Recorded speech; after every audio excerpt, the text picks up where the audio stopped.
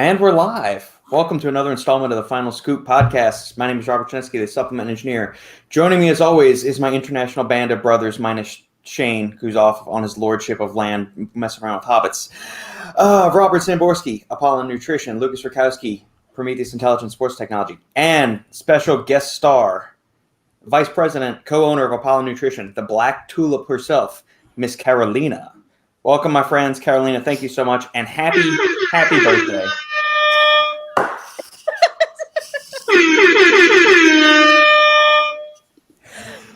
"30 seconds into the podcast, we're off the rails. There we go. It's a new record. But seriously, Karalina, happy birthday. Thank you. You don't look a day past 19 years old. Thank you so much for joining us. We appreciate it. Oh, we've been hyping this up. The big release is here. Black Tulip from Apollon Nutrition. Why don't you and Robbie walk us a little bit through everything? And this is your first time on the podcast, so I guess let's get a little bit of background from you for the listeners that may not be as well acquainted with you, and kind of how you and Robbie met, your role with Apollon Nutrition, and then the development of Black Tulip. So honestly, I don't remember. I think it happened like 7 to 8, 10 years ago. Robbie, you need to help me here. I think since I look so young, I don't remember. I think I was 23. If I'm like 32 now, so basically 9 years now. It's going to be 10 years since we met. And then we didn't have Apollon Nutrition back then. It was only Apollon Gym. And the gym was not doing as well, I think, at that time. So I was just helping around at the gym because it happened that my aunt, she lived in pretty much in the same area that the gym was. And I would come and I would just help out. And then I stayed. And then I think 2 or 3 years later, we started Apollon Nutrition.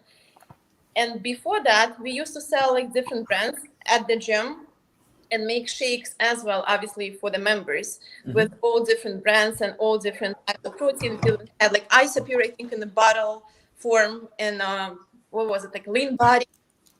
And then like it was always an idea, because I knew that back then Rob used to help people to get ready for the competitions, right? When it comes to like nutrition, supplements and all that. And I never understood the concept. Why would you sell something? But if it's not yours and you understand much better, and you can just make your own, at least for your people who come and trust you here. So it was always the idea to have it just for Apollon clientele. And then here we are with like, I think, first 50 types of protein, if I'm not mistaken. 30.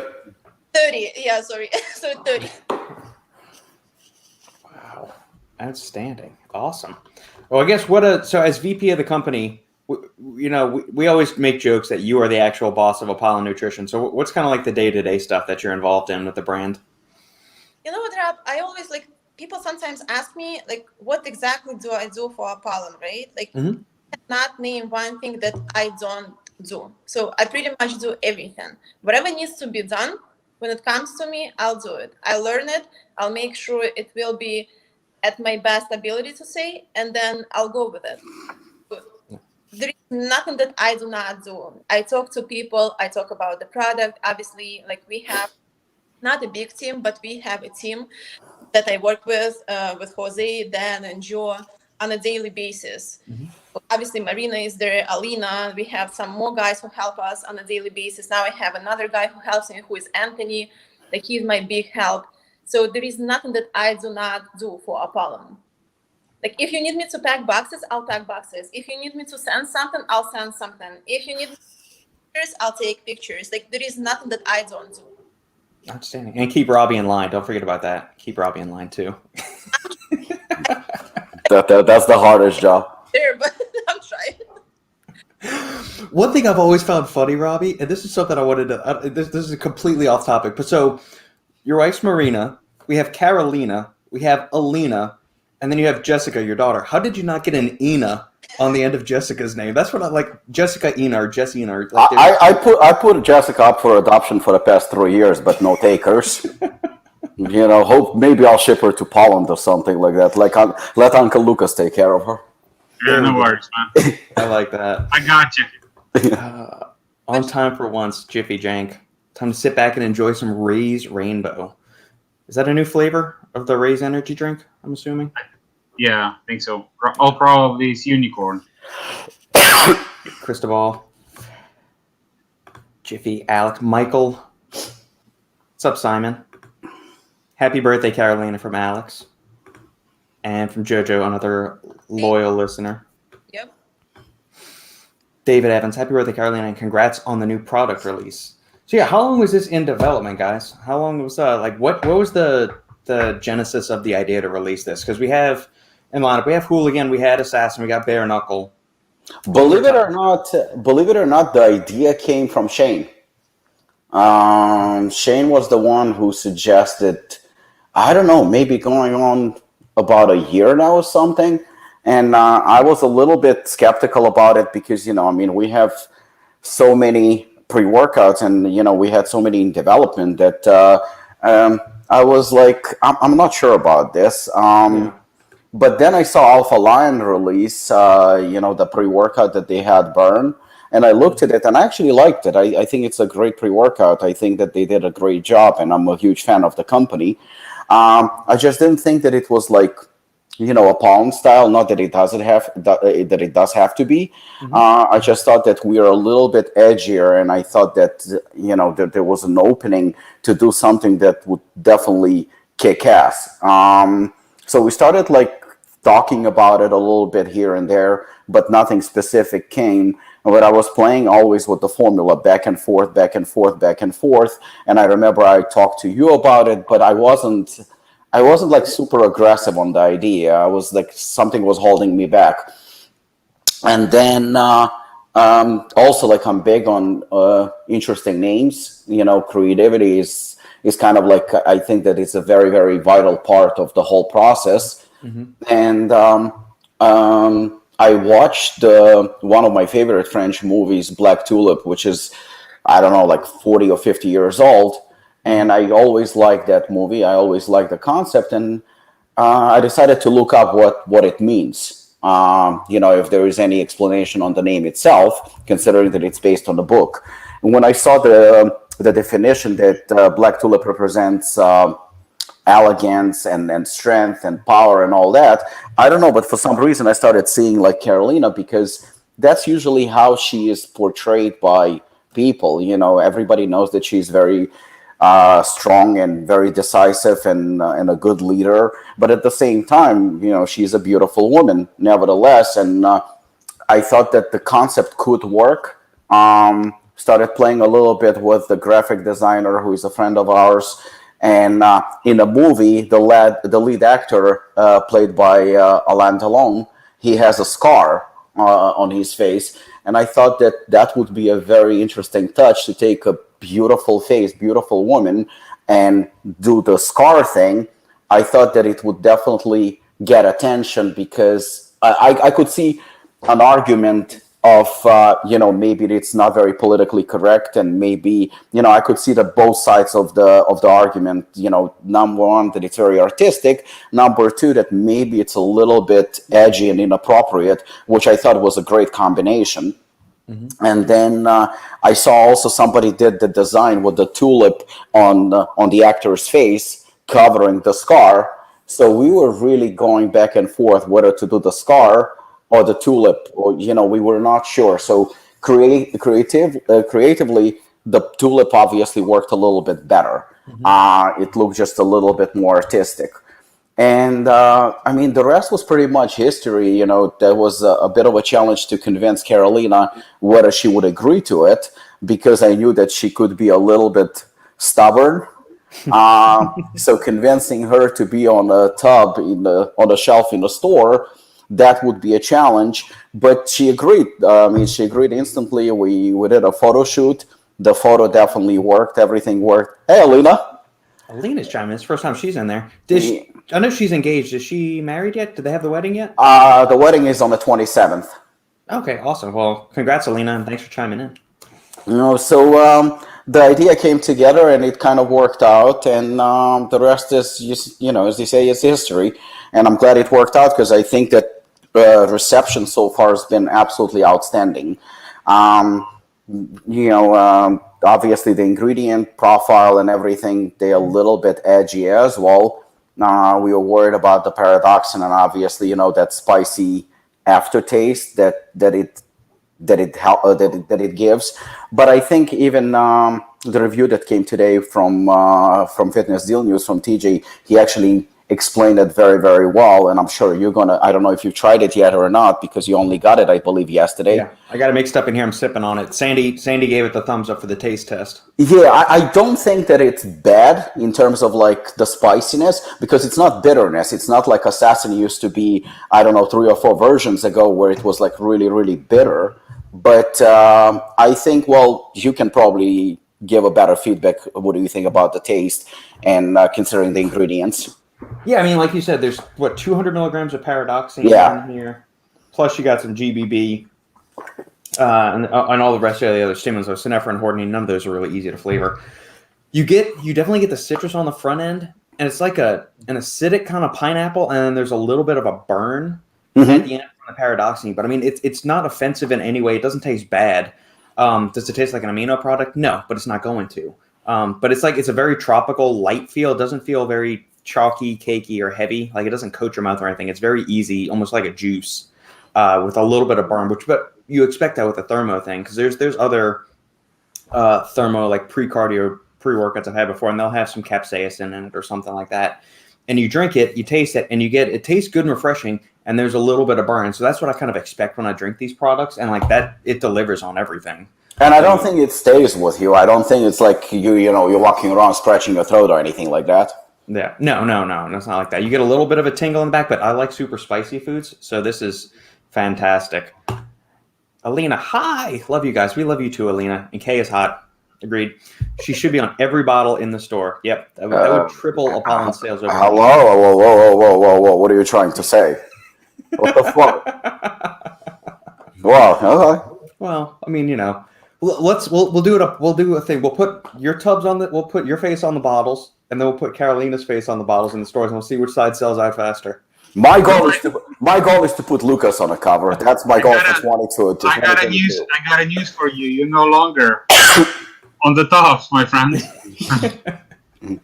Lukasz's face, I think, on a nootropic is an absolute must. That is something that we need to discuss, definitely. As long as you will do a photo with your rat, then I'm all for it. Got it. There we go. Pete's agreeing. K on the products sells more than Robbie on the products. Pete's been such a dick for the past 2 days. I mean, he's been like comments on social media, very, very aggressive. Not a nice guy. I'm going to put him in a Sean category, old people that suck. Jiffy Jank, vote in favor to move Robbie to vice president. Say aye. No, Robbie is head sanitation engineer for the company. Where is this? You guys are picking up Shane's bad habits. Now everyone is late. Which brings us... I've kept Shane in the corner of shame for the past couple of seconds. He's sitting on the back end down here. There he is. Welcome, Shane. He always wants to be late. He's like, I wanted an entrance. Yeah. Fucking VIP. That's why. From New Zealand. Have you noticed ever since he became Lord and got a haircut, he's become like a little fucking prima donna. Walking around like king shit or something over here. Did you notice this trend? You know this trend? He's now like We have 2 women right now on the podcast. Oh yeah. Hey man, women are powerful. Calling me a woman, I will take that as a compliment. My God. Alina with the comment of the day. Robbie who? What the fuck? I will admit, I liked Robert's picture the other day on the Apollon Instagram page, where he's like, typically you see like really hardcore stuff on the Apollon page, and then there's like Robert just really intensely working on his laptop with a bottle of overtime next to him. Oh yeah. Shane and I are back on good terms. I saw this one. I thought that picture was so funny. I was Do you like, have a picture of it that they can send me? I can show the listeners what in the world we're talking about. it was funny. Stud muffin. Stud Shit. muffin. There you go. Yeah, I'll take that. There we go. You guys got any comments, questions, or thought-provoking ideas for Karalina, especially since she's our special guest today? Feel free to post them up in the comments section and all of that. What is the plan for Black Tulip, guys? Is this going to be a permanent addition to the lineup? Is it a temporary, or are we going to kind of wait and see how the response is? Well, like I said before, Lord Shane joined us. I said that I kind of ratted him out. I don't know, Shane, if you heard or not, but it was your idea about a year ago. When would we talk about the pre-workout fat burner? About a year ago, Oh, right? I remember you asked me. You were like, I think you said something about a pre-workout. It was after Alpha Lion came out. You and I You talked. didn't think it was, yeah. You said you didn't think it was that good of an idea, and I was like, dude, it's really popular. Brands do really well with. Yeah. I mean, it's not really a me thing, but those things prove very popular. Well, you know what? So to answer that question, because typically when Shane brings something up, clearly, and I said it many times, I don't believe that he's an expert in the industry, just like Lukasz is. I don't tend to argue because I tend to listen and learn. And the idea to me initially was, like I said, I wasn't crazy about it. He made a very strong argument, and I'm a huge fan, like I said, about Alpha Lion Burn. It's just that the idea wasn't. I thought it was risky, and then when the idea of having a female on a container and everything else, I just thought that too many risks are associated with it. And I remember I sent a photo of a container to Shane, and I remember his reply was, he goes, that label looks very sweet or something like that. He said he liked it. He basically gave it an approval, which again, I was a little bit cautious sending it to him because I wasn't sure about the reaction. But still, despite all that, it was never an intention for it to be limited release. Obviously, if we want to see how the reaction and reception is going to be, I mean, so far it's been tremendous. But the intention behind the product was never for it to be a limited release. Okay. There we go. All right, let me see. And for everybody that was curious as to the picture, I've got. So let me figure this out. All right, is that showing? No, that's not showing. I'll send you the link. Let's just do this. There, and I can just. Wait, where the hell did it go? You guys suck. I do. If it's not a link on the website, then it's not working. There we go. This podcast is shit. Whatever. Brooke, hey y'all. Speaking of Apollon Innovations, Bucked Up released what they called an overtime collaboration. And I was like, there's no way Apollon would ever collaborate. I shared it. Did you see it? Yeah. Here is if this link would load. Bro, you will be famous. They are in Walmart, if I'm correct, right? They are with a extremely mediocre formula. See, Apollon is growing now There in we go. Walmart. There it is. Studious Samborsky. Smarty pants.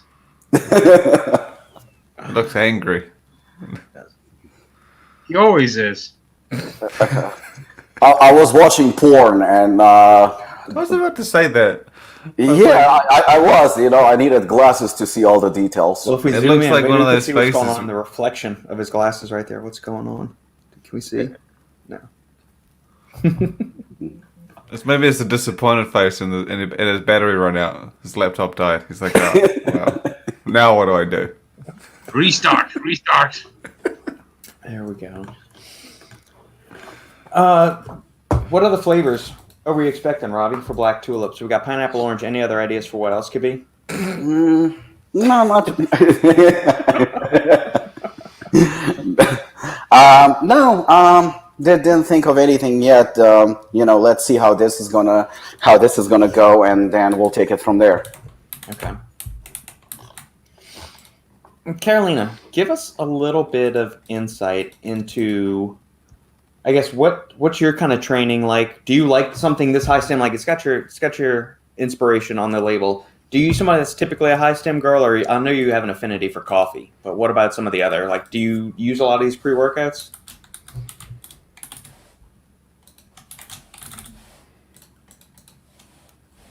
Can anybody else hear her? She's muted. I think that something is with hear it. with the sound. Oh no. Yeah. She has sound. We can't hear you, Kay. Yeah, Karalina, something with the sound. No. Yeah, now should be good. No. No. Still not Still hearing it. She was hacked. I disrupted it all. We only Thanks, had enough room for 4. It's not you, man. It's probably Belarus. That's why. Oh shit. Lukasz is starting the border war right now. Here we go. All right, let's try. Screw Lukashenko. No, something with the phone, probably. Yeah. Mm-mm. She can hear us. Something with the mic is going off. Is the mic muted? Oh, I mean, on our side, but is there an internal mic? You're right, Lukasz, this podcast has gone shit. Told you. After me missing, I was like, I better get on here and just lift it back up again. You know what? It's probably due to the Shane. You know, he takes like 80% of the power of the podcast. That's why. Yeah. And I'm all the way in New Zealand, so like internet and stuff, I'm sure it fucks it up. Yeah, man. Yeah. She is in the next room, so if anything, she'll join me. Oh, she's okay. That might have to. Yeah, the sign language, that's gonna help. That's gonna work. Alina, you're on the cover of Black Tulip, Kay. What's next? Let me say she's actually gonna port her over. We're gonna put her on the tub of Hooligan, and we're gonna put Robbie on Black Tulip. Let her come to Raleigh. Sit on Grandpa's knee. Or another option, we could put her when Apollon does a hair, skin, and nail swim. We're going to call it Glow, and we're going to have Karalina's face on it. We'll do half and half. Karalina on one half and Robbie on the other. Bro, half. don't use this word. Otherwise, we're gonna get sued. I know. Who was the one that someone just released a beauty product and they used a word that wasn't glow? It was Dana and Bailey. No, the Japanese brand Helio. They called their product Aura. Oh yeah, Aura. Helio. Yeah. Okay. I was like, very, very different. Now it's another one. There's the rat.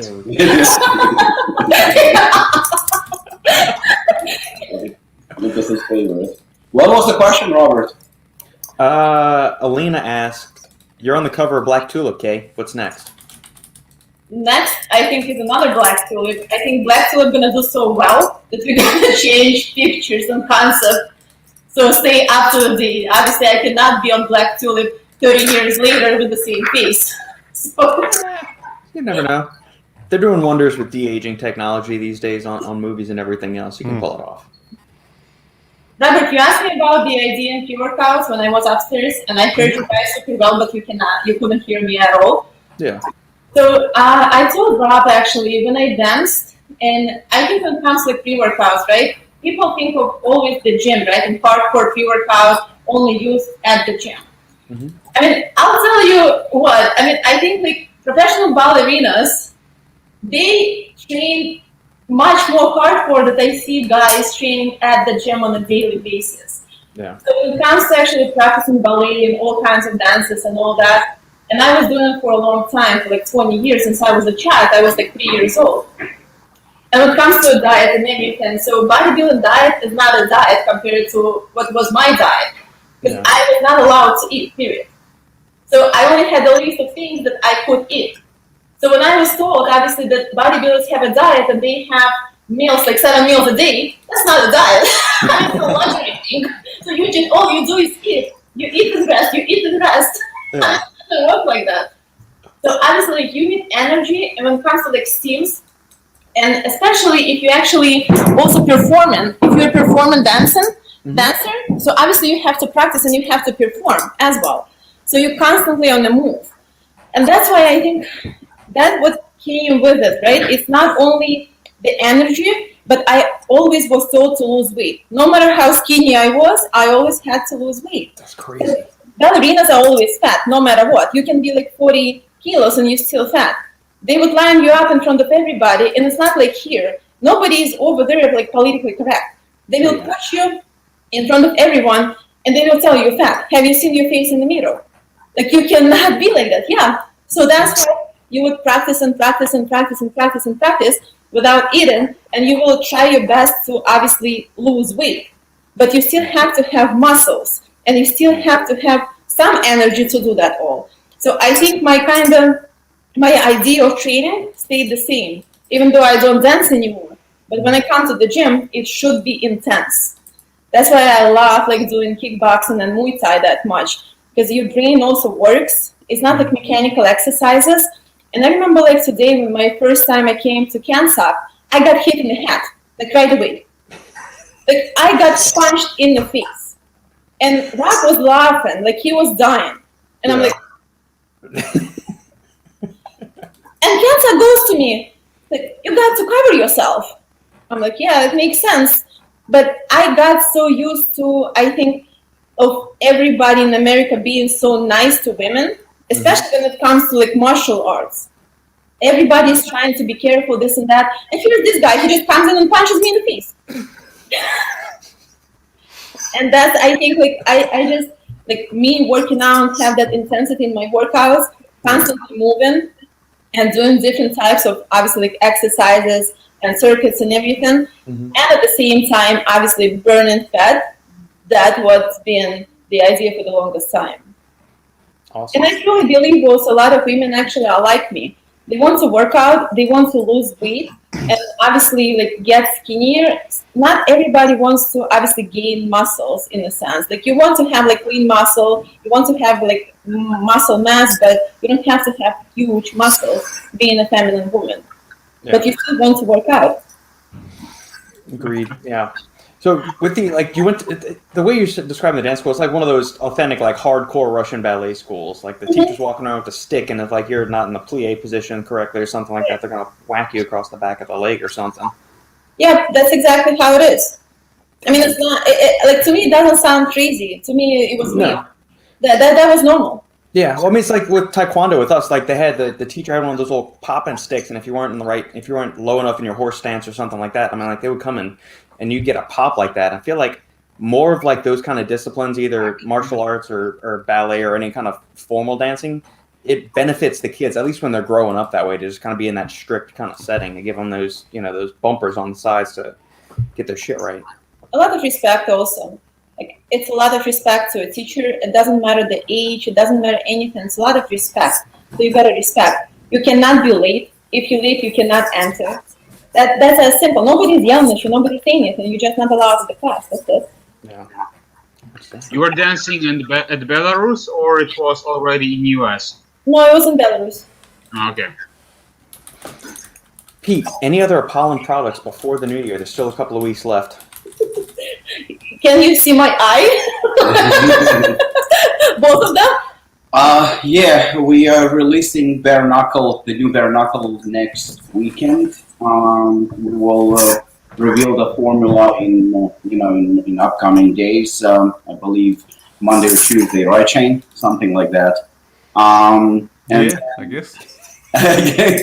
And then if everything goes well, Egg Talking is going to be released somewhere around Christmas, and there's going to be one more release before the end of the year. So, we have 3 weeks and 3 releases, and, just as promised. There we go. Lionheart might make it before the end of the year or just at the beginning of the year, but it's definitely in the next few weeks.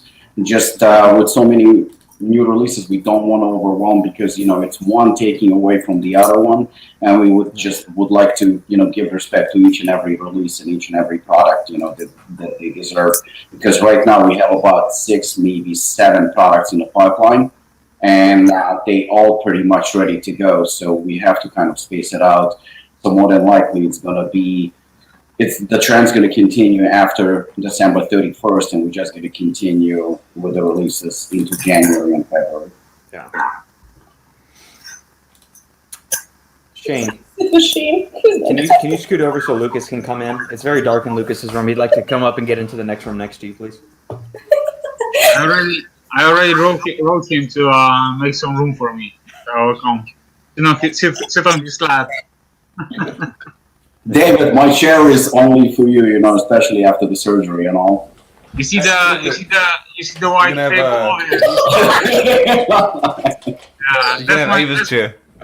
That's a special place for me, man. In the corner. Lucas's internet draws too much power, lowers the lights. Yeah. Well, that's why they don't have roads. Like they're diverting all of their resources into Lucas's internet connection for today. Oh, I showed you the finished road, so go fuck yourself. What's next? The nation for electricity in Poland? I mean, Poland's going to be the richest country in the world in the next few months. They will. Yeah, with COVID. There is one other thing I wanted to mention, Robbie. When Robbie sent out this delightful tub with Karalina on it for Black Tulip, there's been some other brand releases that we've gotten some other products ahead of schedule here at the house, and usually they come up in cardboard boxes that have been kicked on, trampled, stomped, and everything. And I got this wonderfully sexy red box with Black Tulip on it and the official Apollon logo. This is nice. Bitching about it like nonstop, and I knew you're gonna bitch if you're not gonna get the box. This is good, man. I feel special now. I got the special box. So thank you. I gotta say that's a nice touch. That is. Yeah, Pete did a great job, and you know what? The funny thing is that we got in touch with Pete about it maybe about 10 days before the release, about the idea of having a box, and he's been, I can't thank him enough. He really did an outstanding job. I literally came up with the boxes in, I think, like a couple of days. Yeah, man. Pete, if you want to shamelessly plug your company for all the stuff y'all do, feel free to post that in the comment section or in the actual YouTube comments below, and I'll keep a link up for that because this is pretty awesome, man. It's textured and everything on there. I don't believe that Pete did that.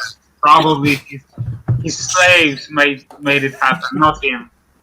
He gave the order, and then his minions carried out the work. Minions. David, thank you. A chair and a couple of burgers. No, fuck you. Burgers I'm keeping. Robbie punches women in the face. Ouch. Oh my goodness. Shane, how was Ava's birthday last weekend? It was fantastic. Was it? What did y'all do? Yeah. I ate like a fat piece of shit. Which is can you make your way to McDonald's? Is that what you qualify as that? Nah, I had cake, I had pies, I had more cake, I had chocolate mousse, I had more cake. What did you have? Vegetables? Fucking vegetables. Carrot cake. Yeah, carrot cake. Vegetables. Cheat meal. No one's having vegetables if we're having dessert here. Okay. What kind of cakes? Like, did you and Nikki make these cakes? Did y'all procure them from a restaurant? Does Ava have a specific type of cake? So Nikki, she's a bit of a cake maker. Mm-hmm. You didn't saw the picture that Shane posted? No, he's not on social media. Remember? I'm not a social individual. Oh, yeah, I remember. Yeah, the extent of my social interactions is you four knuckleheads, or three knuckleheads plus Karalina. I gotta say, she did a fantastic job with the cake. Yeah, she makes some pretty pimping, like the full 3-tier thing with the. I don't know if I got a picture because I was eating it. Damn it! You remember the show that Exhibit had on the MTV, Pimp My Ride? I never watched that show either. I wasn't an MTV kid. Like I said, if you can see this one, that was the one she did last year. Hold on, let me do this real quick. That is impressive. She did all that by herself. This one was like twice the size. There we go. And it was chocolate. Yum. So, yeah, it was boss this year. Creamy. Hey everyone! Happy birthday to the boss at Apollon, Kay. Thank you. Do you have? I know you boss. said you've been up early this morning with birthday messages out the yin yang. Karalina, do you have any big birthday plans for tonight, or is there something you typically like to do on your birthdays? I think everybody knows that I love my birthday like so much that I start talking about it probably like 6 months before my birthday, making sure that everybody gonna get the gifts for me because the day is coming and they need to be ready for it. That's not a joke. And I'm not it's not a joke. Do you treat it like the birthday week? No, not a week. Fucking 6 months. Yeah, listen, we got a plan here. See, like sometimes, like what Apollo lacks sometimes, like see, like it's a lot of chaos going on sometimes, so I need to plan it ahead. When my birthday comes, it needs to be planned out. Everybody needs to be ready. You know how Shane was annoying with making sure that we call him Lord? Well, multiply that. That's fucking annoying. That's just correct. That's just correct. Well, that's what it is. You imagine walking into Apollon. You know, it's an early morning. You get to work, and you know her birthday's in December, but you're in August or September, and then she says to you, "By the way, don't forget my birthday's coming up. I hope you're ready." That's right. And you hear about it on a daily basis. Yeah. See, have you heard of the birthday week? Yes, It's like not Sandy does that. It's more than that. We're gonna. No, so like It's a month. Yeah. no, so like birthday week. Let's just say you come in on Monday, like your birthday's Friday. Come in on Monday. I don't know. You knock Robert's lunch on the ground, and he's like, "What the fuck's wrong with you?" And you're like, "Bro, it's my birthday." It's like your birthday's on Friday. It's the week. It doesn't really matter. So you get the whole week. It doesn't. You don't just get. She gets the I whole mean, you month. can take the whole month. Month might be a bit much. Maybe just the week. Yeah, you have no idea. She drives us. Yeah, you can take the excuse of We birthday. got a list of presents that she wants. Right. You know, it's an absolute insanity. It's like an event. Yes, it is. You'll Just do a big imagine- dinner with like the gang from Apollon or anything like that, or the like Robbie and his family or anything. Yeah. Yes, Everything tonight together. after the podcast, we're going actually to this fancy restaurant in Brooklyn to McDonald's. It's like I said, and then tomorrow it's probably going to be after party or something like that. It's just like it doesn't stop. Go to one of those 2-story McDonald's where Fancy you can sit up top. Fancy restaurant called McDonald's. Happy meals for everyone. Yesterday she walks in the evening and I said to her, because she said something about her birthday naturally, and I said, "You're an old cow, you're 32, enough." And she goes, "No, I'm young, I'm beautiful, I'm very talented." And she says it with a straight face. I'm like, "Dude, I just insulted you." No, she says, I was like, "You realize that other people have to say that you're young and beautiful." She goes, "No, it's the truth." No, disagree. Thank you. That's what my daughter does when she looks in the mirror. We try and make her. She does that. Oh, well, it doesn't matter what anyone else is, and eventually, it just doesn't matter what you say. Exactly. Reminds me of the old Stuart Smalley skits on Saturday Night Live. He talks about like me getting gifts. It's not that. Like I love to give gifts Yeah, much more. she's good at it. So it's not about getting the gift. I just like the atmosphere. I like the holiday itself. It's not only the birthday. I love New Year's also. Like I love people that I love birthdays as well. So I make sure that they have good time. So when somebody else's birthday coming, I'm planning that too, like 6 months ahead. I bought him a gift for his 45th year's birthday 5 years before that. And I get it, and I was waiting for that day. Yep. Wow. Jane, I'm not gonna plan 6 months for your birthday. No. Well, no, we know Shane's not the considerate type because he wouldn't even drive 3 hours to see me if he landed in Texas and like Dallas. or Yeah, something. but you see, You don't know if that's a testament to you or that's a testament. I'm extrapolating just based on your personality. I told Shane that, we were talking about him coming to the States in a few months, and I said to him, look, yeah, I don't live that far from Apollon. I said, like, 45 minute Yeah, ride. dude, it's He's- fucking long, man. He wouldn't shut up about it. That's my whole city. That's the length of my city. 45 minutes, and that's the biggest city in New Zealand. I have a Auckland? beach. I have a beach that's 25 minutes away. Okay, and that's pretty far. That's pretty far.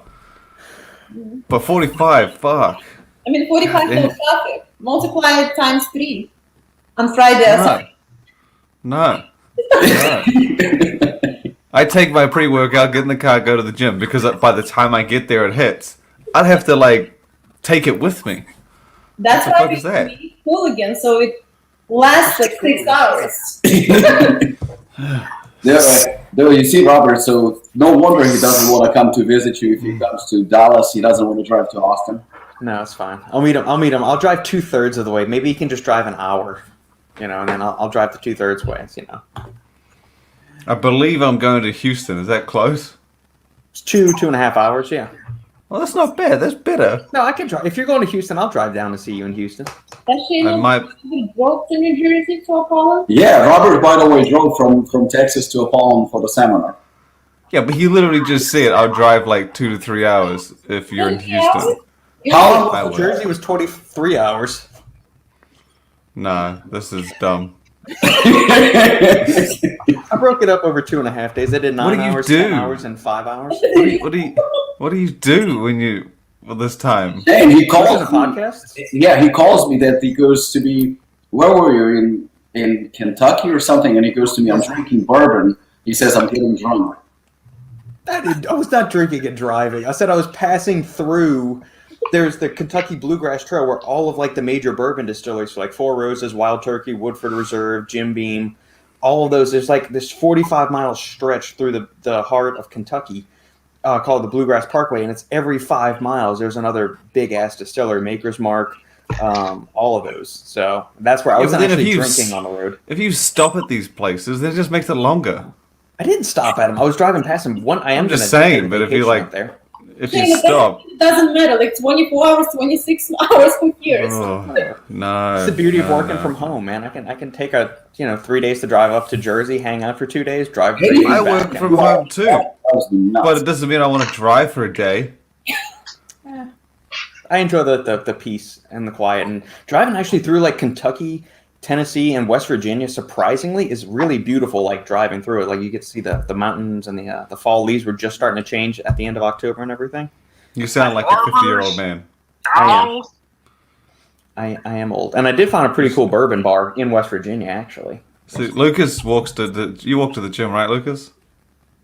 Yes. That's the distance that I like. Well, like, he walks how far through is the it? porn shop to get to the gym, though. That's the catch with That's the best part. You're talking about distilleries. He's got a porn shop on the way to the gym. Hell yeah! That's way better. Not just one, but two, man. Yeah. Polish porn. He gets extra stimulation. Well, he gets it walking there and on the way back, so it's like Just like you on your 3 workouts in one day. It's just like, there you go. See, Brooke knows what we're talking about. It's passing through the adult stores. Yes. Walking distance is the right distance. Yeah. Exactly. Everything is within walking distance. Just how much time do you want to dedicate to walking to get there? No. When someone says, I'm going to see my uncle, he's walking distance. Oh, it's 3 days away. No, he doesn't mean 3 days. It means walking distance is traditionally like, 20-minute walk. Maybe 30, pushing it. No one's going to say walking distance and mean like fucking 6 another hours, state yeah. away. Yeah. We know what I mean. Yeah. Lukasz, how long is the walk? It's like 30 minutes. So do you do extra cardio at the gym or no? No. I don't know. That is the cardio. That's the cardio. Yeah, that's even better. That's the reason why I walk to the gym. There you go. Sridhar, why the name Black Tulip? We touched on this a little bit in the beginning, Robbie, but it's because Karalina eats them for breakfast every morning. And night. Yeah. Just do a brief recap, Robbie, for Sridhar. Why the name Black Tulip? Black Tulip is actually a book by Alexandre Dumas, which was a movie, a very famous French movie, back in the late 60s, I believe, early 70s. It's a French movie that was extremely popular, and basically based on that movie, based on that name, Black Tulip. And once I saw what it means, that Black Tulip represents class, elegance, and strength, it was pretty much, like I said before, no brainer, kind of fit. There we go. Shane, there is a new feature on the Stack 3D site. Have audio clips. Yeah, man. For lazy bastards. I just noticed that this morning when I was scrolling through the site, getting some topics for the podcast. You want to? How long you've been working on that? How did you get that implanted into the site and all that stuff? Oh, I did on Thursday. I saw it on someone's website on Wednesday, and I was like, I like that. So then I put it on mine. Is it just a matter of getting like a little widget or something, like digging it into the back end somehow? Yeah, you work it on the back end, but it was pissing me off because it's an automated thing, so it creates the audio, but it was reading the pictures. It was being like, it was saying things out loud, then it would say image, blah, blah, blah. And I was like, well, that's fucking stupid. Like, I just want you to say the story, and it was reading, so I had to figure out a way to tweak all that stuff. Yeah. Eventually it'll be like a button at the top where when you can just press play and it'll just play it. Right now I've just thrown it at the bottom. Okay. Well, yeah.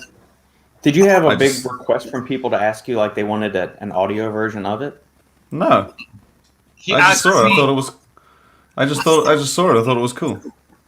He asked me for approval. I said, Yeah. "Hell yeah, let's do that."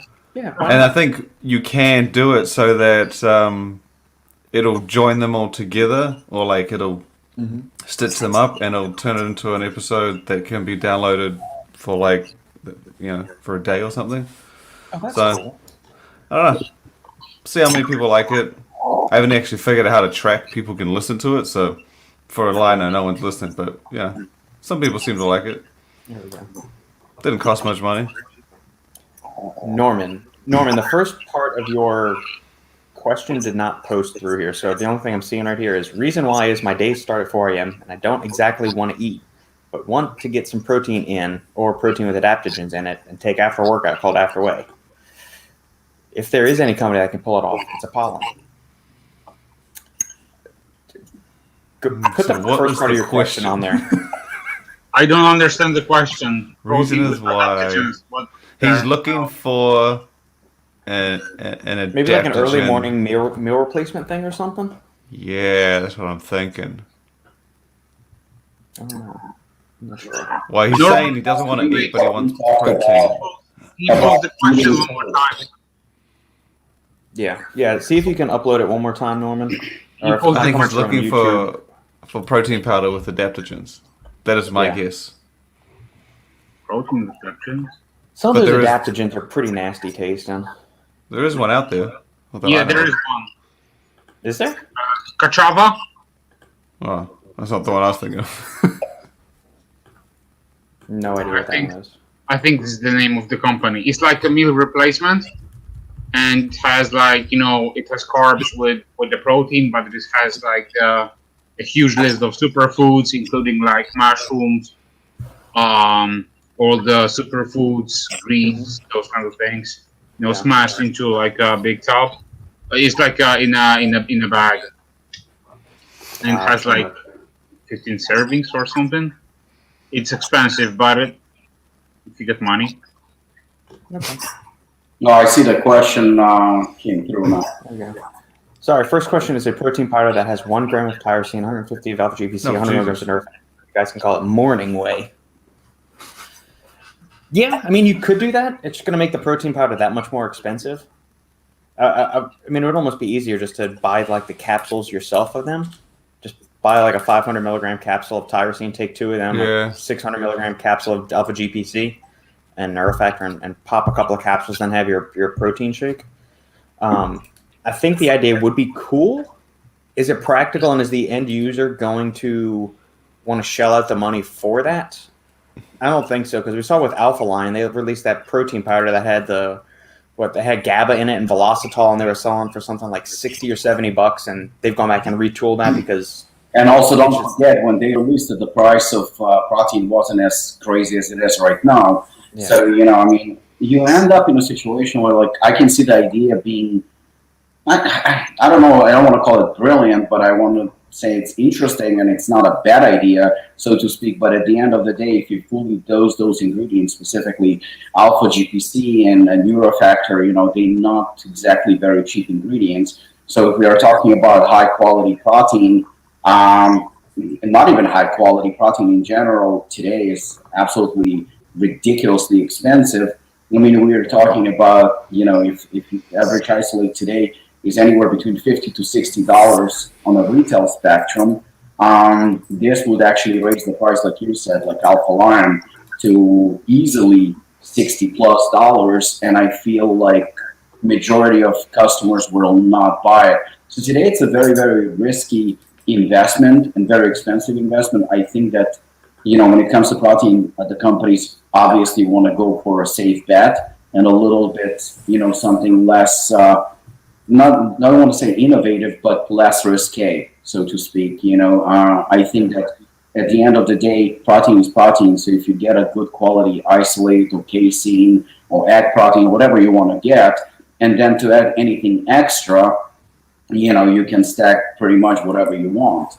Because to make that perfect, I'm not even want to say perfect, but that concept of having something with adaptogens or nootropics or whatever, will you be able to sell it? Yes, you probably will be, but it's not going to be an easy market, and I don't think it's going to be a bestseller for sure, regardless of how good the formula is, because again, it's expensive, and today the price has to be factored because it's absolute crazy. I mean, I'll give you an example that we kind of struggled with a little bit. I'm not going to say what product exactly because we worked on a few products, but in August or September, I was quoted on a certain product.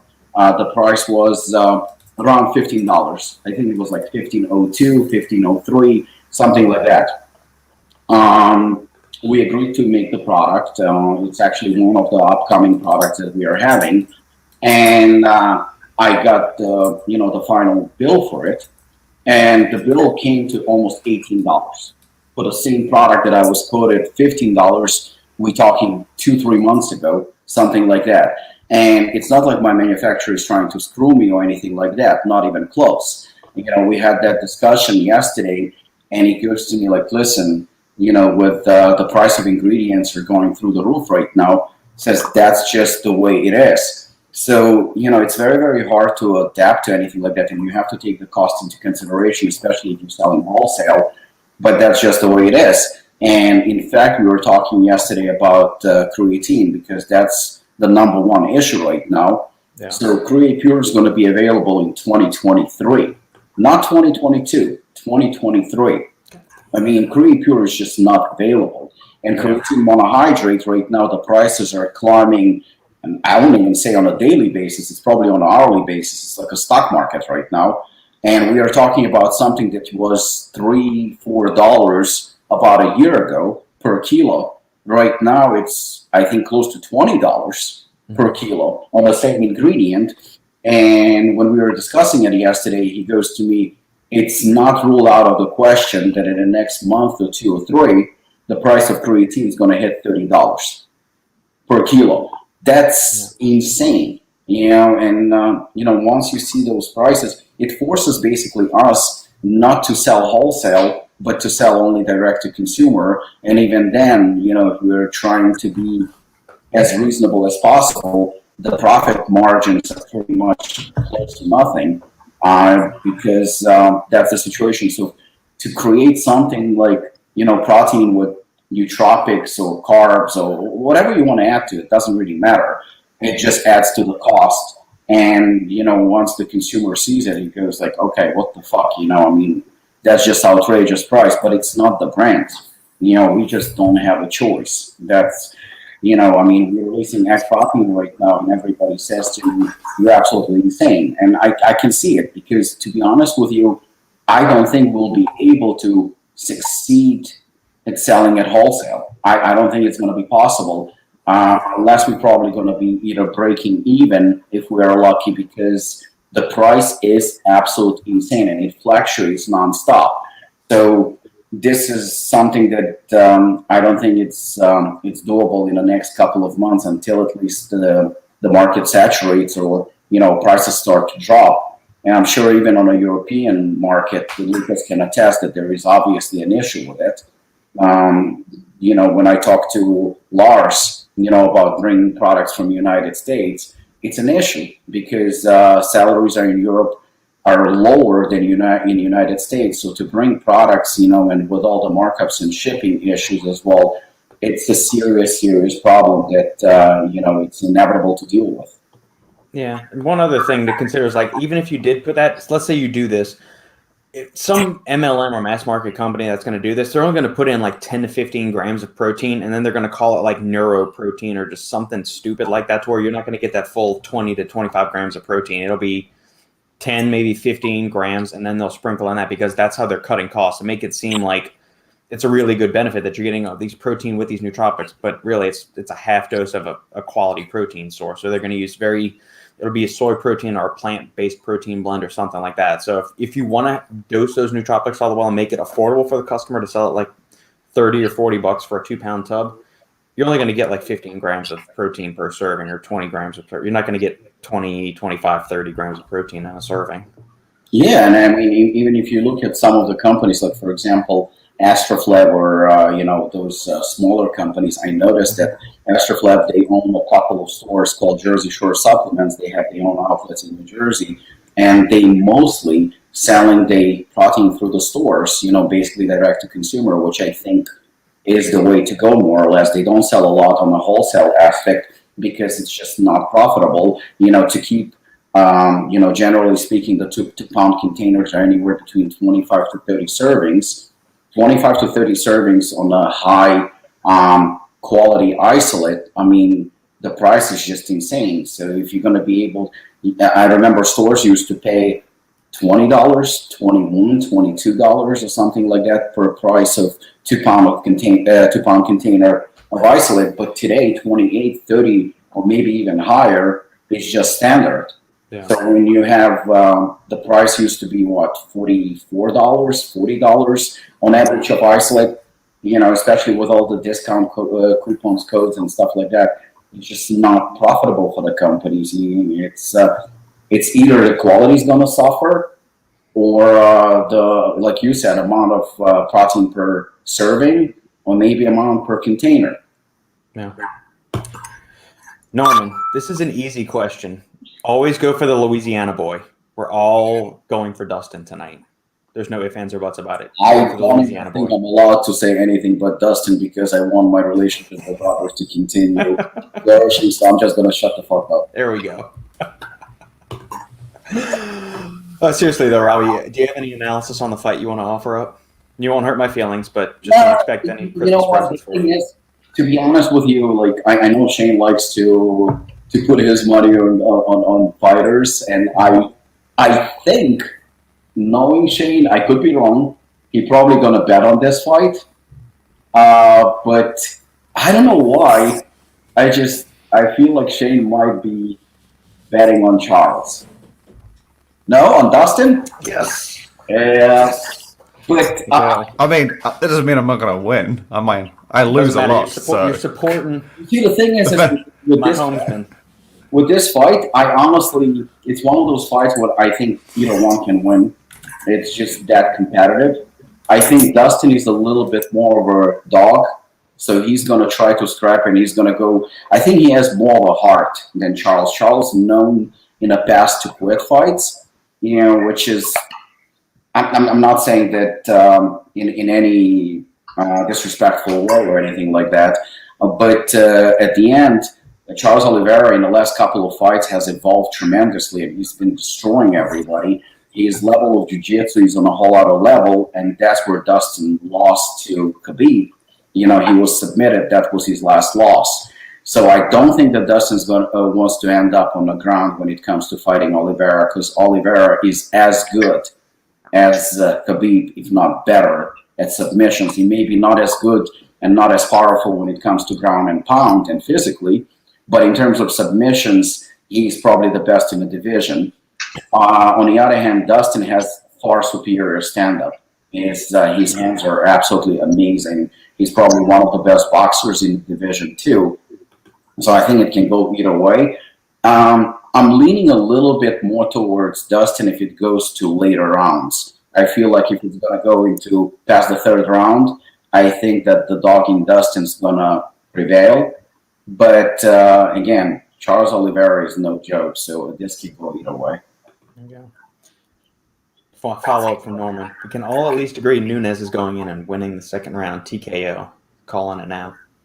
She's a beast. She's a beast. I don't know how anyone can bet against her. The only way I would bet against her if she was fighting again Valentina Shevchenko, then maybe I would bet against her. Lukasz. But other than that, she's an absolute beast. There you go. Do you watch UFC much, Karalina? I do. Yeah. I'm going for Dustin too. I like Dustin. Good. Support the I think hometown actually boy. he looked the best versus Khabib. So I think that was obviously one of the best fights when it comes to the Khabib, and I think he had the best chance to win. Mm-hmm. Yeah, I thought he came close to winning too at one point. I just don't think he kind of pressed it hard enough because he rocked Khabib definitely in that fight. He rocked him, and then I don't know, maybe he hesitated, maybe he guessed. I don't know what happened, but he probably came the closest to beating Khabib in my opinion too. And technically also, not just by talking, technically, he was good on the ground. I mean, obviously where experience comes in with Khabib, it's years and years and years since he was a child, so. Yeah. Dustin is just a workaholic. I mean, when you see him fight, you can see that guy is all business. Yeah. Question up. We were actually talking about this in our group chat the other day, Lukasz. This is one that got dropped in over on last week's podcast in the comment section, so I thought we could discuss it today. It's Turkesterone bullshit. It's all I hear about. I noticed that Derek at More Plates, More Dates has it in stock, and before he didn't, which tells me people stopped buying it. It might have been he ran out of supply, but Lukasz, go ahead and kind of elaborate on what you were saying in the group text, and then we can kind of get into it a little bit more. I had a conversation about this for like a week or so with Lars. Because on the market right now there's plenty of Turkesterone products, Turkesterone based, I would say, products. They all claim that they contain the real Turkesterone, while I saw some publications that were released this month, and they show that 90% of the products that are on the market doesn't contain real Turkesterone at all. Or if they contain Turkesterone, the percentage of the standardized compound is less to probably nothing. So as you can imagine, people are putting money into something that's not legit. So I would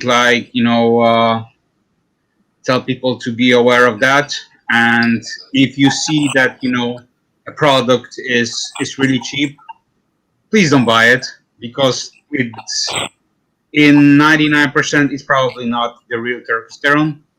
It's some bullshit or SARM or something that is hugely spiked. And I would suggest not to invest in something that is just overhyped. I'm not saying that Derek's products are not tested or anything like that, but from what I've heard and from what Lars told me, the situation with real Turkesterone is that the availability of the product is very, very hard. It's hard to get it. The real Turkesterone that you can get is, in most cases, imported from Azerbaijan. But the problem is that you need to have. They have a strict guidelines as far as importing stuff and exporting stuff from their country, which makes everything super rough. That's why many companies are releasing, instead of Turkesterone, esdesterone, which is a different version of it. It's still a good compound, but it's not as powerful as Turkesterone. I would still say that if you had the chance to get the Turkesterone, definitely invest it. But it's as I said, it's expensive, and please make your testing as far as who you are getting from. And there are a few standardized versions right now on the market, so the 10% is the best option if you can get it. But as I said, right now it's pretty rough, so yeah, keep that in mind. And a shameless plug, Right there. Yeah. Written by this smart, sexy individual. You can go. I don't know the guy, but I only can say that he's a smart Polish.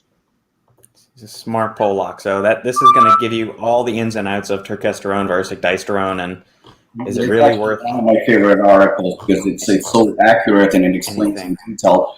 But the thing is that I mean, you have an ingredient that is I'm not gonna say it's good or bad because Lukasz looks into it a lot.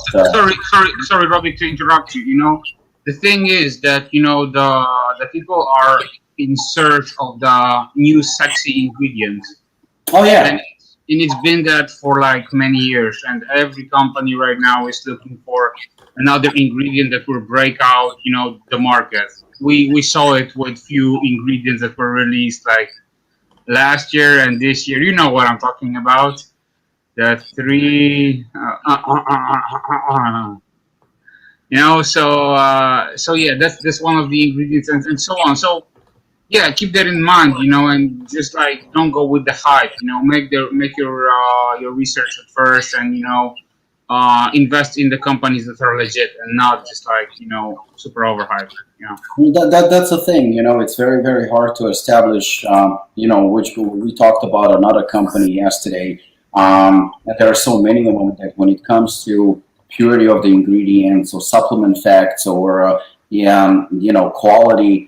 It's unfortunately a lot of companies are very, very, very questionable on the market. It's not like we don't have to go into just specifically one company because there are so many of them. And when it comes to an ingredient like Turkesterone, yes, there is some data that shows its effectiveness, but at the end, the purity of the ingredient and what specifically each and every company is using, it's very, very hard to establish. And, it's not like they're going to present you with some kind of a certificate of analysis or something like that, where you know exactly what kind of ingredient and purity they're using. A couple of years ago, you remember there was a pro-hormone called One Test. Mm-hmm. It was very, very popular.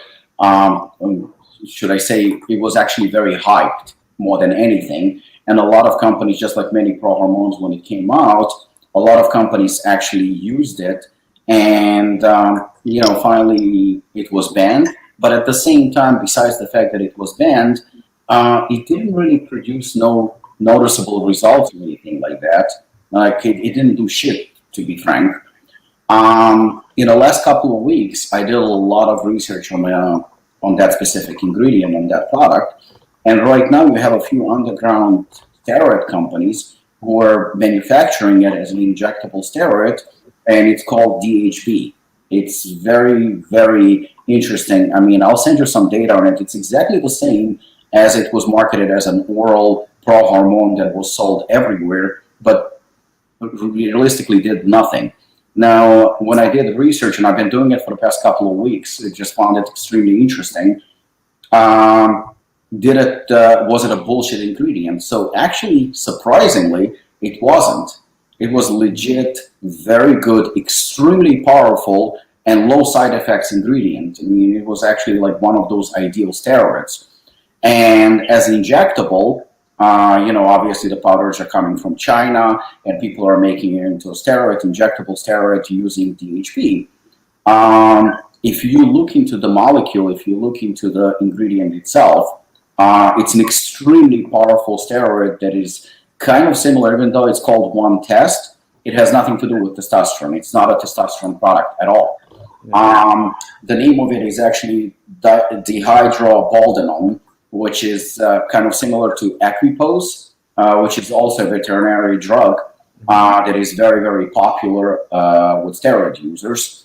But in reality, it actually resembles more like Trenbolone, which is extremely powerful androgen that, known for toxicity, that is known for quite extreme both results, effects, and side effects. But One Test, specifically in injectable form, is extremely powerful. It actually yields phenomenal results with very, very low toxicity and very low side effects.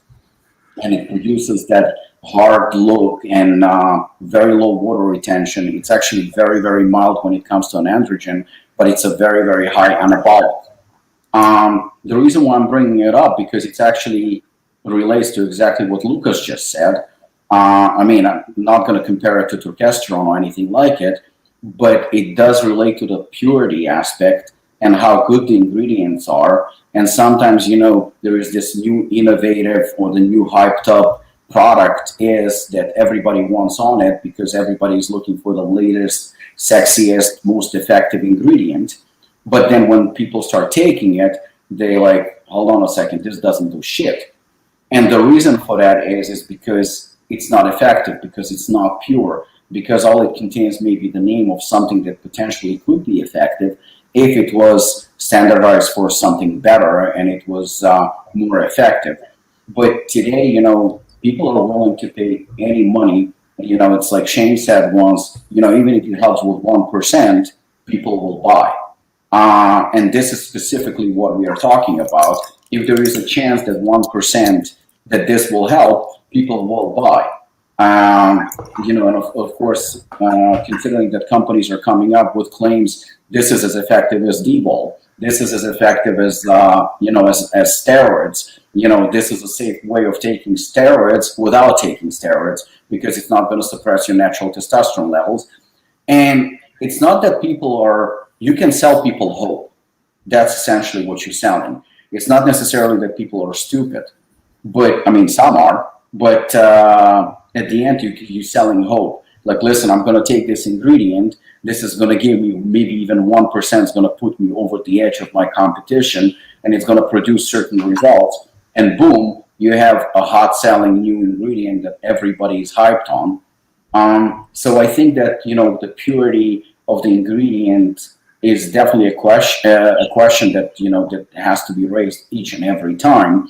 And of course, you can look into the research, and what does research say? Does Turkesterone actually deliver? Does it have the potential that it's claimed to have? All these things have to come into a question, because the thing is that it's expensive. It's expensive, but will it work? That's the biggest question. And at this point, it points out that most of the Turkesterone on the market is just hoax. Yeah, and there's really no human research on it in terms of exercise performance, like in vivo studies of a human taking an oral capsule of Turkesterone to do that. We've got a little bit of data. There's 2 studies with beta-ecdystrones or beta-hydroxyecdysone. So there's studies with that showing its benefits humans, but again, these are very small studies, very limited research, and these supplements. The hope is. Yeah, and they're obscenely expensive. Like a quality one is probably going to run you between $50 and $80 a bottle. And at that point, is it worth it? Could you spend that $50 somewhere else better? Maybe, I don't know. So It's always worth it, bro. 1%. There you go. Yeah, man. Is Turkesterone supposed to be taken as a standalone product? And if not, how would you notice a difference? It can be taken as a standalone product. You can take it, either immediately before your training session or after your training session. The only way to know if it's actually quote unquote working is to run 6 months of resistance training by yourself with no other supplements, and then take Turkesterone, maybe not 6 months, but take it for 2 months straight using no supplements, and then take it 2 months doing everything else, keeping everything the exact same, and using Turkesterone and measure, go get a DEXA scan or something else like that to see if it's actually leading to increases in lean muscle mass. First of all, it doesn't make sense to stack it with something else, because otherwise you won't say the difference. For example, if you're gonna stack it with a few other supplements, then at the end you won't know if it was just Turkesterone, if it was a combination of all the ingredients above. So if you're gonna run a Turkesterone cycle, I would suggest to take it standalone. Take it basically, for 2 months straight. I would go with 1 or 2 bottles, if that would be the sufficient amount, at least 500 milligrams per day, and definitely do a split dose of 2 dosages, so 250 like for example, in the morning and in the evening, and I would stack it with like a high protein meal. Not, taking it on empty stomach. I would like definitely grab some protein with it. Yeah. Not worth it. Yeah, I mean it's those fringe ingredients. I mean, turkesterone, ecdysterone, any of those, they're not going to be in my first 5 or 10 supplements that I recommend to an individual for them to start looking into. And nowhere near the top 10. I'm seeing some promising research as far as like testosterone and breast cancer thing, and I'm seeing it more and more, especially coming from Russia, because the testosterone was really popular back in the days in Russia, before the Olympics, and there were like so many papers as far as like the usage of testosterone with Olympians, so that's something to think about. And now they're like testing the testosterone on breast cancer women, and they see like huge improvements. Yeah, it modulates estrogen receptor beta. Exactly. Yes, exactly. So that's something that people should take into consideration. My mom was using it during her treatment, so I don't know if it helped or not. I'm a believer, but yeah, I'm just saying, As Pete says, the best and safest way to raise your test levels is with actual test. Bingo. Probably the most affordable way too. With TRT. Yeah. What is your favorite flavor of Isoblast? Just got the chocolate milk flavor and loving it.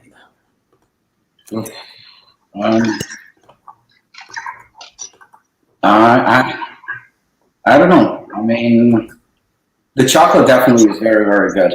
I still lean a little bit, but maybe because I'm biased, I really like German chocolate cake. I like coconut, so for me, this one probably. Whose idea was to release German style? Well, actually, we just found out yesterday from one of the ambassadors, because I was always wondering, like, coconut in German makes absolutely no sense. So I honestly thought it was called German because of Germany, and we found out that actually German has nothing to do with Germany. It's a name of a person from Texas. He's the one who invented the cake, which was chocolate cake with coconut, but his name, I suppose his last name, is German.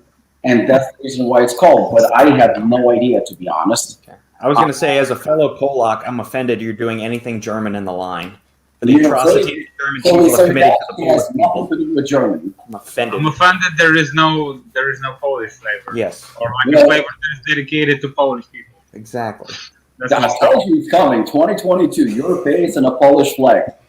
And a little adult store on the background. You have a favorite You will flavor, Karolina? get canceled, man. Karolina, what's your favorite protein in the arsenal of Apollon proteins? Caramel macchiato. It's good. I love caramel macchiato. I mix it with chocolate if I want like, to have like mocha flavor. Mhm. But I'm more of a chocolate person than vanilla, that's for sure. And I love dark chocolate. Like, the darker the better to me. Yeah. Probably too. Yeah, so nothing like 75%, nothing less than 75% as counts as chocolate to me. So they Agreed. and I don't like when it's like a lot of sugar added also to chocolate. So that's why I love all that chocolate. It's not so sweet. Mhm. And if I mix it with caramel macchiato, you have that like mocha flavor. Coffee. Yeah. Extra points for dark chocolate from me. Extra fancy. Yeah, I've got 85% dark chocolate here at the house, and Sandy can't stand it. She said it tastes like dirt or something, but I love it. The halfling loves it, and that's all that matters. White chocolate, milk chocolate. Yeah. Oh, Robbie, you fell down a rung on the ladder again. I told First him, you're doing collaborating with the Germans, and now you don't like dark chocolate. I mean, German chocolate cake I love also. I love coconut. I love the idea of chocolate and coconut together. And I told Rob, there is actually, I think Lukasz will know. There was a candy, like it was a chocolate bar called Bounty. Yeah. So I told Rob, I'm like, Bounty it is. And he goes to me, no, it's Almond Joy. I'm like, there is no Almond Joy in Europe. There is Bounty. And I remember today, it was a beautiful commercial. Like probably going 20 years back, it was like a paradise. I think it was a Bali or Maldives, something like that. It was Palm trees. Yeah, palm trees, like blue water. And it was like all about the joy of chocolate and chocolate together. And he had no idea about Bounty existence. To me, Bounty is a fucking paper towel. No, he goes to me, Bounty is paper towels. I'm like, no. That's the one. Yeah, bounties all over Australia and New Zealand. Still? Who Yeah. makes it? I think it's I thought it was the Mars guys. Yeah. guys, yeah. There's a toilet paper. That's to me Bounty. That's the flavor of the protein. When I moved to America, I had no idea why they call paper towels Bounty. I'm like, is it like flavored with coconut or something? Like, why Bounty? I just thought of something since I see Sridhar is here and Lord Shane is here. I thought that maybe we'll do a giveaway so I can see Sridhar being nice to Shane again. So guys, you know what? Let's give away some Black Tulip to celebrate Kay's birthday, as well as Shane's presents and Sridhar here. It just all makes sense. There we go. All right, Karalina, since it's your birthday, you get to choose the winning comments for the winners for the Black Tulip tubs at the end of the podcast. Okay. I think Sridhar is just about to tell Shane to go fuck himself. Why they're not friends? Best insult to Shane when That's it's his about only Black Tulip. He's the only fan. The best insult. Yeah, that'd be fun. All right, so yeah, at the end, let's give away 1 or 2 containers of Black Tulip. You know what? Let's do it. Karalina's going to give away 1 each. Well, actually, all of you except me. I'm going to be the bad guy. I'm not giving shit. Okay. So 4 tops up for grabs. There we go. Awesome. Norman, is Cellflow 6 as strong or stronger than Vaso 6, would you guys say? I have not seen the studies on Cellflow 6 yet, nor have I used the ingredient. I know Robbie's used it, so he can speak to more of the anecdotal experience. I believe it's the same 6 biofractions that they're standardizing for. It's the exact same material, isn't it? Or did they change which they were extracting for?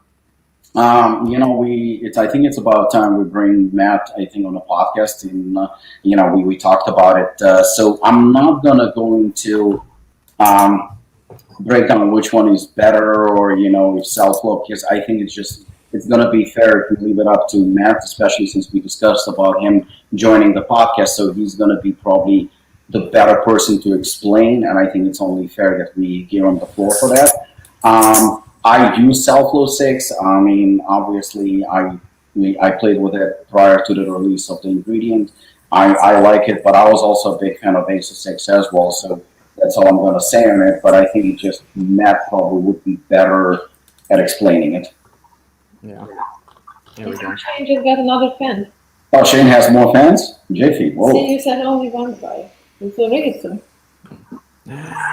Sean, Subtalk Radio. Karalina, who has the better bald head, Lukasz or Robbie?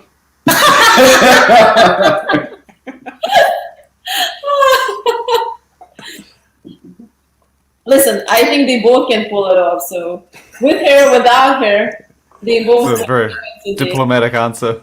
Going from being from Belarus to Switzerland now. To Switzerland. Not Switzerland, yeah.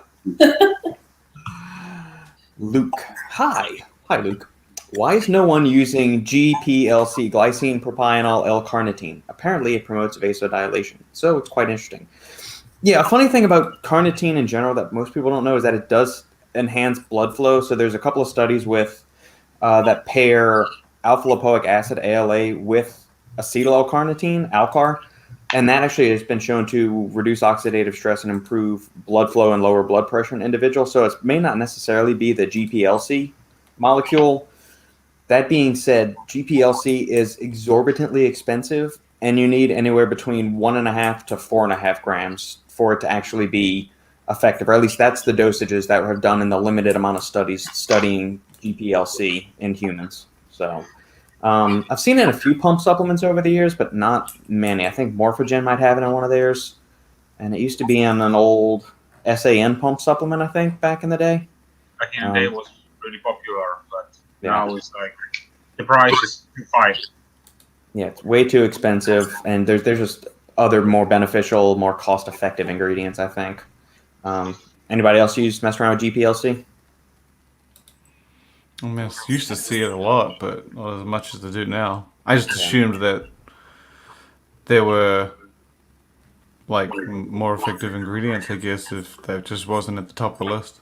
Yeah, I mean, the studies in humans, they're really small. One of them was in untrained subjects, so, take that with a grain of salt, too.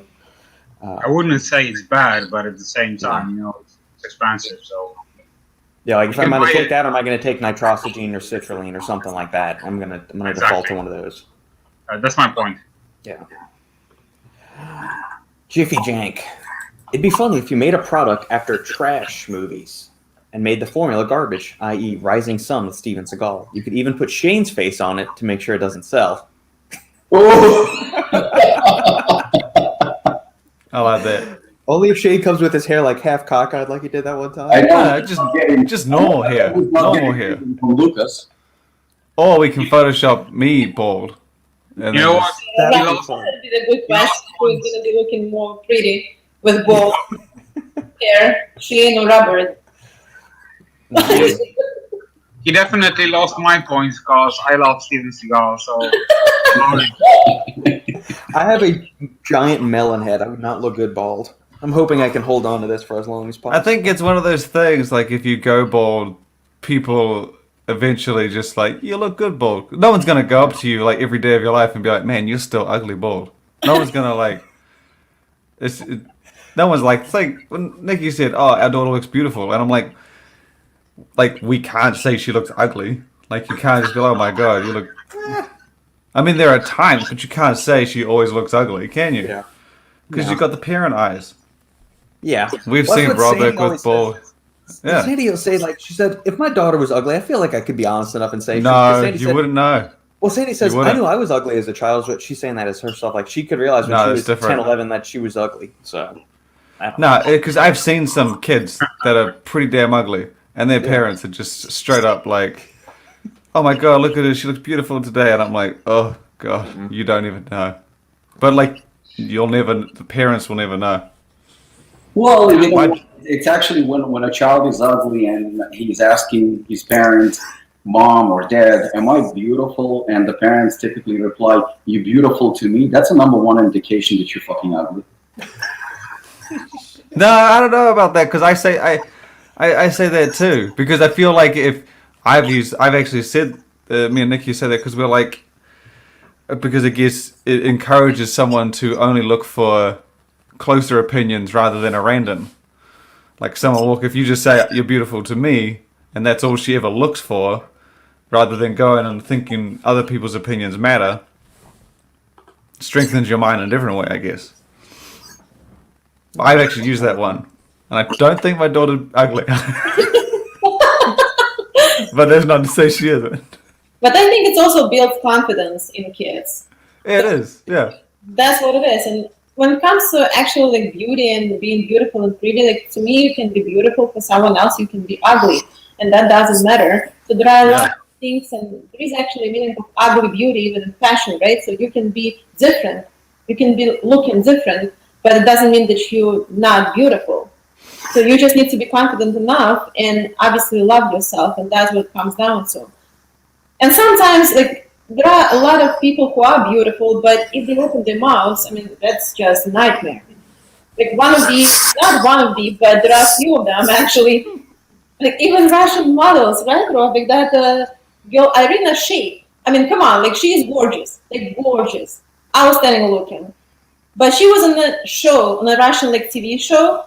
Like that was just, I'm like, no, just sit there, we can look at you, and that's it. Just Like, don't open your mouth, that's yeah. it. Like, you're so There's like Megan Fox and the toe thumb. No, you know Megan Fox, how she has. Megan Fox, yeah. I mean, I know who Megan Fox is, but what are you talking Megan about? Fox was obviously very, very pretty. And then I remember one time, I'm pretty sure it was my wife, she said, she's got toe thumbs. And I'm like, the fuck you talking about? And you Google it, and she literally has a big toe as a thumb.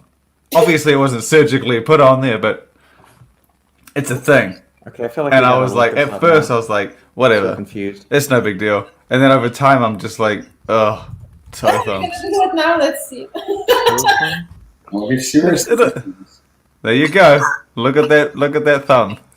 The thumb. Oh my god.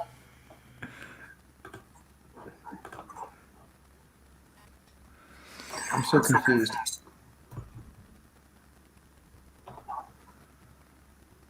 It's the So it's just the a wide, idea. like you're talking about, like it's got a wide base to it or something. No, it's like a short. It's short. The thumb is short, like a big toe.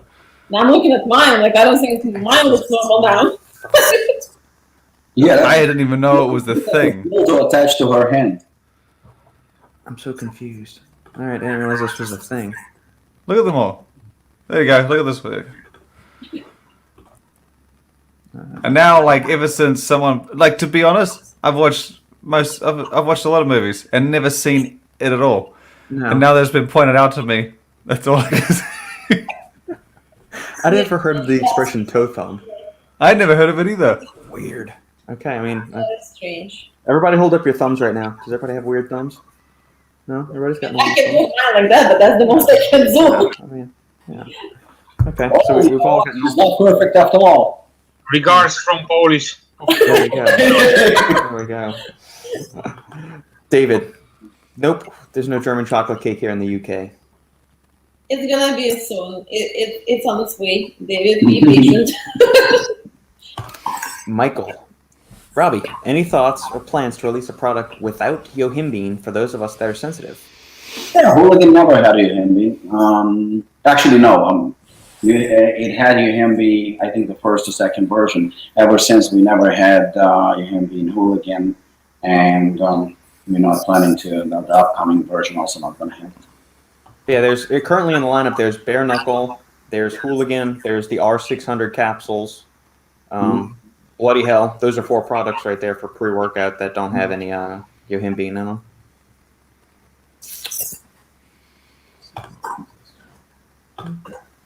Giveaway, hurry up, give Shane compliments. I'm nice to everyone, Robbie. That's true. You are. Yes, please get Matt on. Such a good guy to chat to. Yeah, I've had many phone calls with Matt over the years, and he's a very, very nice guy. Shane, you're just glowing today. Thank That's you. why it's so fun. Alex, still have ASO 6. Need to play with it more. Yeah, 600, 900 milligrams. You'll be in good spot there. Yeah. Second the motion to bring Matt on the podcast for Stuff Flow 6. We have been talking. Lukasz is reaching out, setting things up on the back end with him to get him on here for that. Simon, Almost done. you are so smart and intelligent. At least I tried. Simon.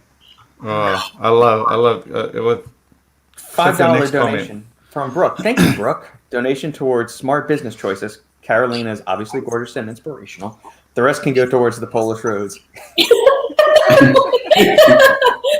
So it's gonna be probably around like $50 or something. That's it. 50 cents towards the Polish roads this week. Karolina's taking the other $4.50. Ew. That's something So- I'm curious about for you, Karolina. Being so there's a lot of the brand owners and like the figureheads of supplement brands are typically guys, bodybuilders, martial artists of this. So when you go into these meetings or you have these sit down chats with some of these retail owners and stuff like that, how is it in your shoes that, approaching? Do you ever run up against any kind of nonsense or anything like that? Or do you just pretty much bust balls and just, get shit done? I mean, when it comes to actually, when you're talking about like genders, if there is any difference to me who I'm talking to, it's much easier to me dealing with guys. I was always like that since I was a child. I was always like hang out with guys. I would go around. Like I would never like play with adults and any like it. So I was never like that. So I think when it comes to the mindset and just like strategically and making decisions and just get it done, it's much easier to me. So it was never a problem.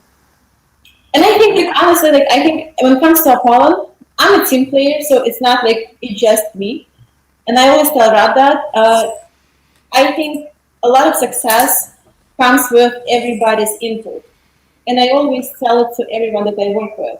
So obviously, like there are a lot of people, and even you guys, right? So like I don't talk to you on a daily basis, but I know that Apollon's success is maybe like those 50 cents from each and single of you as well. It's gonna make those $5 donation, right? So that's my approach to business, and I never think you can make it by yourself.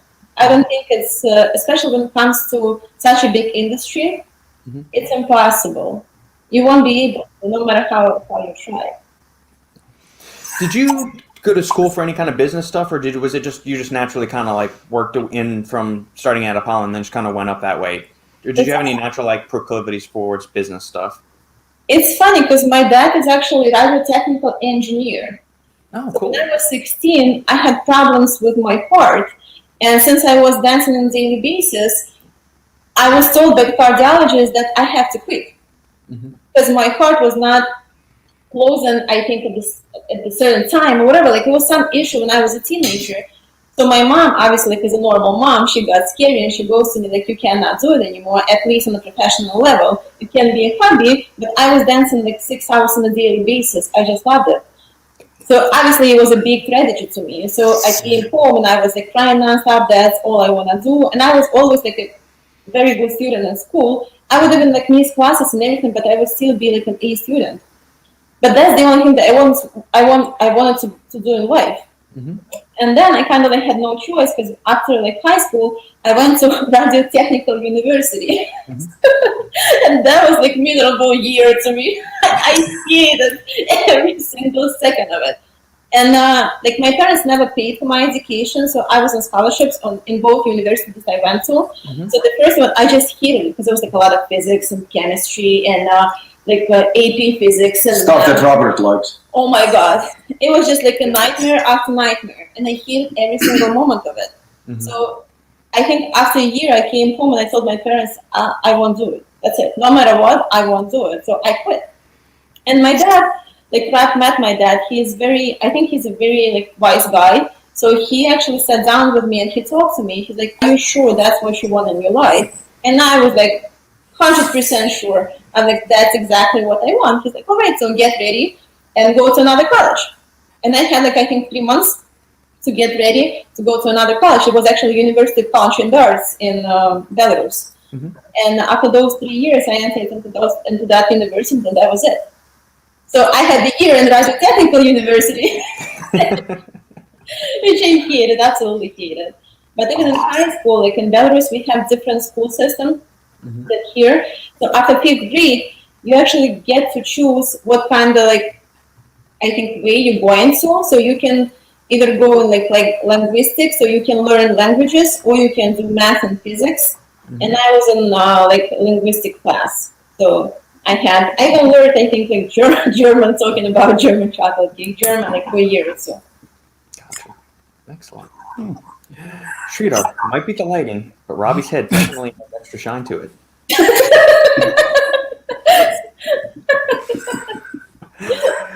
Jiffy, dude, I like Steven Seagal. So I think we got an answer. Exactly. That's what I mean. Rising Sun was trash. Watch it and tell me otherwise, Lukasz. I liked Under Siege, and Under Siege 2 were good. Yeah, but they were the early work, I think. Like the first one was About the Law, about Sharon Stone. That was, I think, the first Steven Seagal movie, and that was very, very, very good. And then I think there was one that he did with his wife. I forgot the name of it, with Kelly McGraw. And then it was marked for death, and I think Under Siege was 4th. So those first 4 movies, they were absolutely amazing Steven Seagal movies. Then he started to gain weight, and then he started to do all this stupid shit. But initially, I think Steven Seagal was an amazing action star. I mean, I really liked his movies. I think everybody did. It's just like later on, I think he started just doing and saying stupid shit, and that's where actually kind of went off the rails, and he gained all that weight. Yeah, one of those things were actually becoming friends with our president in Belarus.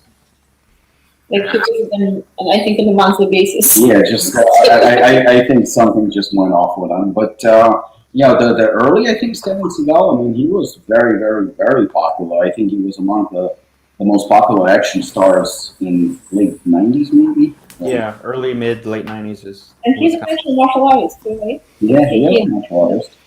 He's like Kevin Costner. Yeah. They played exactly the same character in every movie. Every movie he was a cop. Every movie Steven Seagal was a cop, same move. In every movie, Steven Seagal is a badass and he kicks ass. Yep. Yeah. And he breaks the hands. No. Shane, you're beautiful to me. Yeah. Thank you, Alex. Shane, you are so well rounded. Look at this. We can all be ugly together. Use that image on a skin and nail product. Probably the Megan Fox thumbnail, Yeah, I'm man. assuming is what David's referring to. Brooke, you are predisposed to Yeah, thinking your that's child true. is good looking. They have your genes. If they're ugly, so are you. It's true. Hey, Karolina, show the dog of Robix. So he is, yeah. He's not ugly. Don't I even. was gonna say Lucas is trying to Hold talk on. about uglies and then Now, dog. Robert, read the comments that she posted. Which one?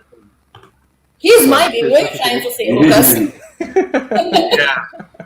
Yeah. Kumite, yep, that's another one. Kumite does not have Yohimbine in it either. And we don't have committee either. Oh, that's true, yeah. It's getting replaced by Lionheart, like we were talking about earlier. Mhm. Here we go. I still work with a guy who thinks women shouldn't be allowed in the workforce. He's on my list if the purge ever becomes a real thing. There may be some misconception about what a compliment is. Seagal even made a vampire movie. His total screen time was 3 minutes. That was garbage or vomit or puke, whatever is that? Nauseating also. I think he was also in a Kurt Russell movie, Extreme Something Decision or Executive decision. Yeah, I think he dies in it, also a few minutes into the movie or something. Yeah. Shane, when is Brand of the Year going to be announced from Stacked? Oh, suck a dick. God damn it. Jojo. The nominees are announced on Wednesday There we or go. Tuesday. Whenever I decide, I can't. One of those days. Being somewhat new to the podcast, interested how the four of y'all got connected. Holy fuck! That's a long story. That's a whole podcast in and of itself. We can discuss that one next week. Robert said he wanted to start a podcast and he had no friends, and so he just started sending invites out to everyone. And He had no friends. He still doesn't have friends. I'm gonna cry. hey, Robert, you have friends in my eyes. He doesn't pay us shit. All the donations goes out of nowhere. So yeah. Yeah, Polish roads are still not being fixed. I'm embezzling the funds. It's being funneled to my private bourbon distillery. We're gonna be Yeah, Brooke, siphoning off from the Polish Brooke, road. just so you know, I didn't get my money yet. To Apollon. If you go to Poland, the roads are still shit. Karolina doesn't get the joke about Polish roads. There is nothing wrong with them. It's just like people are picking on Lukasz for absolutely no reason. Oh. Yeah. Because it's a small, distant country. They're still shit. Oh yeah, please donate. To be honest, our roads, New Zealand roads, would probably be shitter than Polish roads.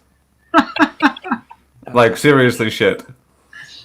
We can we can delve. We'll start next week's podcast with the origins of how the four of us knuckleheads started doing this. Sridhar, I'm sure everybody wants Shane's baby face on their collagen product. I would agree. Best Seagal line. I'm just a chef in Under Siege. Yeah. Shane has legions of followers in here. Are these still Apparently. comments? Or like backhanded compliments, insults? I don't know, I couldn't tell. I'm taking them positively. There you go. Robbie's movie knowledge and history is amazing. Well, that's where he excels, considering he doesn't really do much real work for the That's brand. the It's all only Karolina. because I suck at everything else. Robert doesn't have no friends, so he drinks himself to death, and I watch movies. Yeah, that's all we do. Karalina, how do you make your hair so fluffy? Is it a Russian secret? Please tell. She does the opposite of what Lukasz and I do. Is there a secret hair regimen, Karalina, or is that just the way it's always been? Listen, I think actually I get a lot of questions asked like that about my hair, and they think that I actually spend a lot of time making my hair looking the way they are with the volume and everything. I just put my head down, I dry them, I flip them, and I go. That's it. That's the secret. Wake up in the morning, just like, I'm done. Pretty much. Yeah. Is it true Karalina benches more than Robbie? Sean, fuck you. I honestly think I've never benched in my life, like not once. That's the dangerous kind. Someone who hasn't set a record yet. Yeah, she's gonna just hop onto the bar. Poof. Yeah, it's natural. Brooke, I support embezzlement, although that means Lukasz won't be able to get anywhere if his horse and buggy's out. Hey, you know what? Right now I'm screwed because there was like snow the entire week. So my horse said, "Fuck you! I'm not going anywhere." So yeah, that's why I walk everywhere right now. I hope it still snows because when we get there, because every time Ava sees, she's just like snow. She's like Lukasz' house. For some reason, she's just associated that video you sent Did you with snow. Did you show her the video? Yeah, she made me replay it like 50 fucking times. It's like right now it's like twice as much snow as I recorded. So tomorrow I will record one more just to show you. It looks wonderful, to be honest, but you know, because like It sucks. yeah, but it's like walking like in a beach, you know. It's like, especially when it's almost melting, you know, under your feet. So it's really hard to walk. Yeah.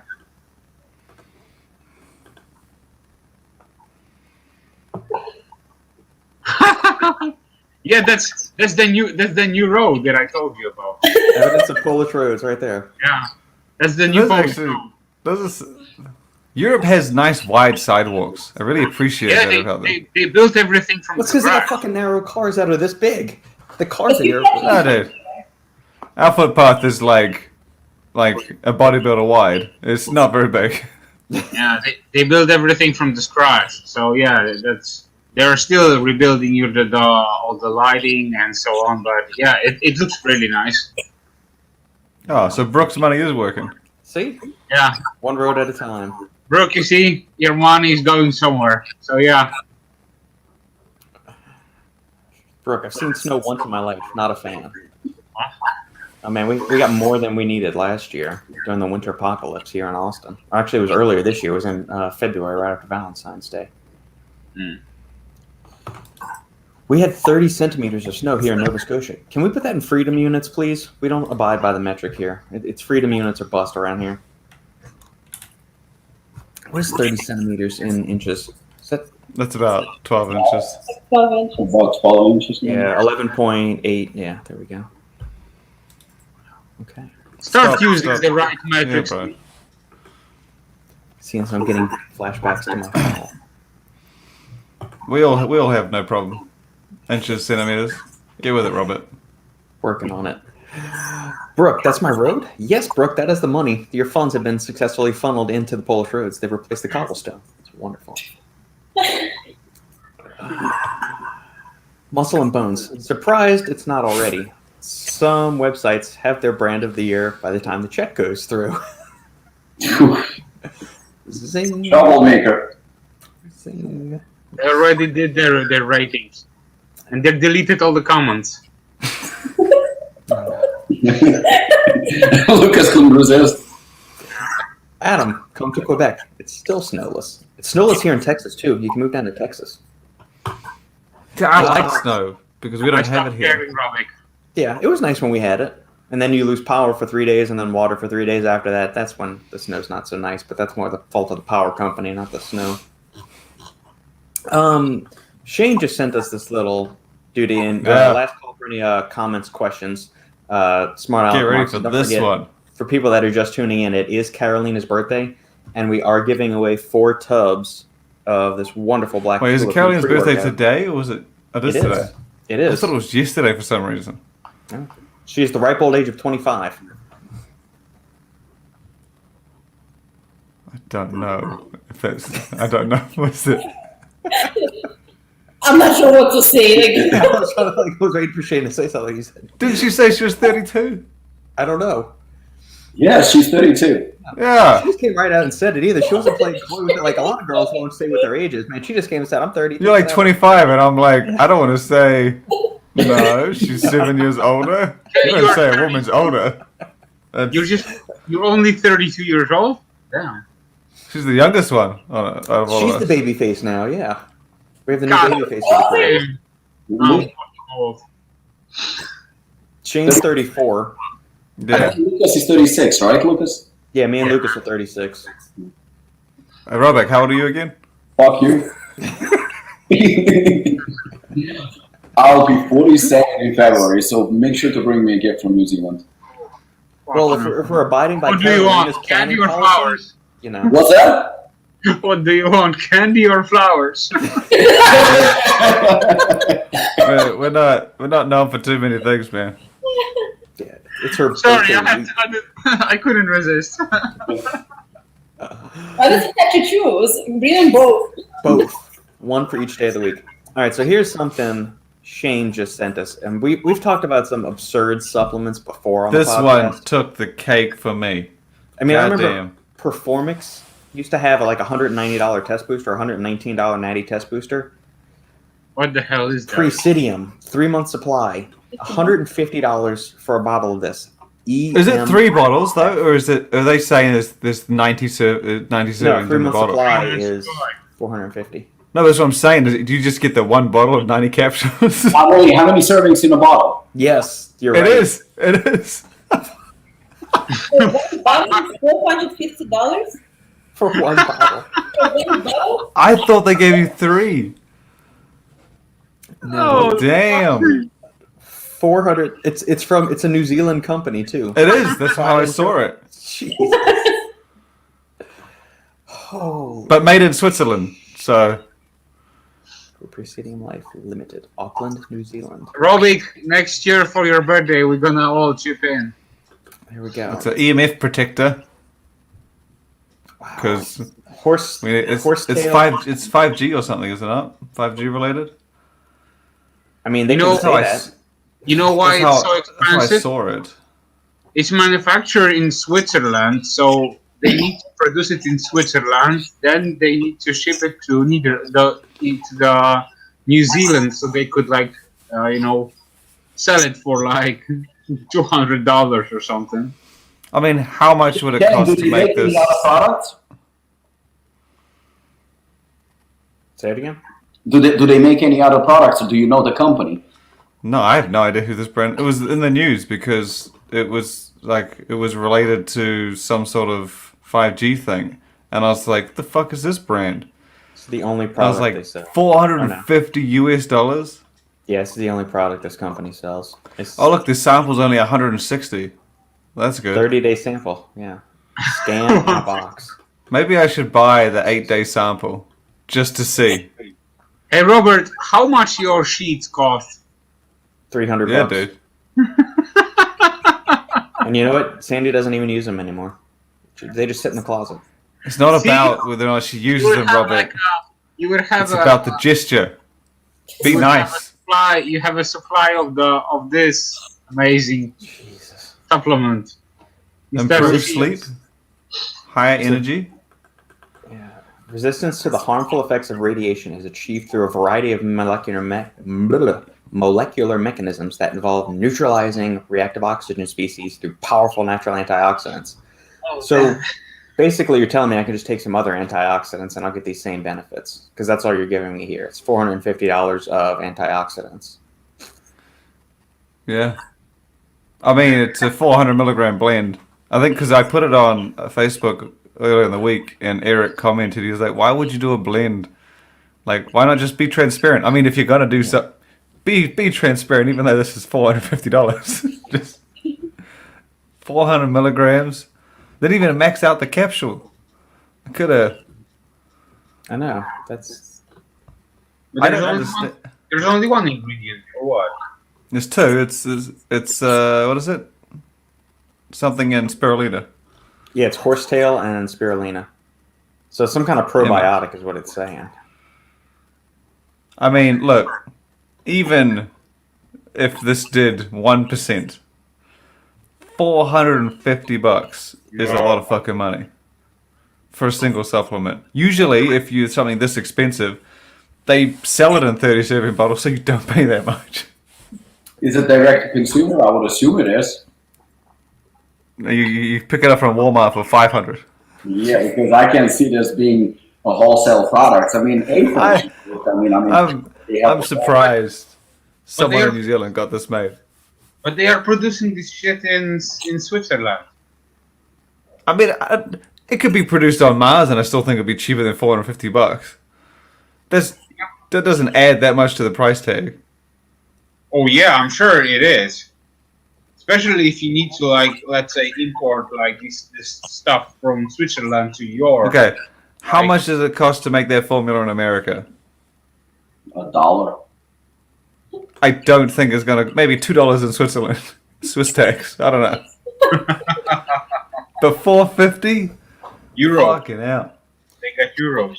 Probably. Could this be any more complicated sounding? In silico observations and preliminary results on subjects exposed to common electromagnetic fields under real-life conditions support the hypothesis that co-cultures of radiation-resistant cyanobacteria and probiotics in naturally radioactive carbonated mineral water may confer protection against the harmful effects of electromagnetic fields. Okay. You lost me on observation.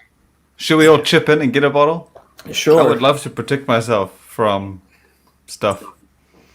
Yeah. Yet another reason, eat your vegetables, people.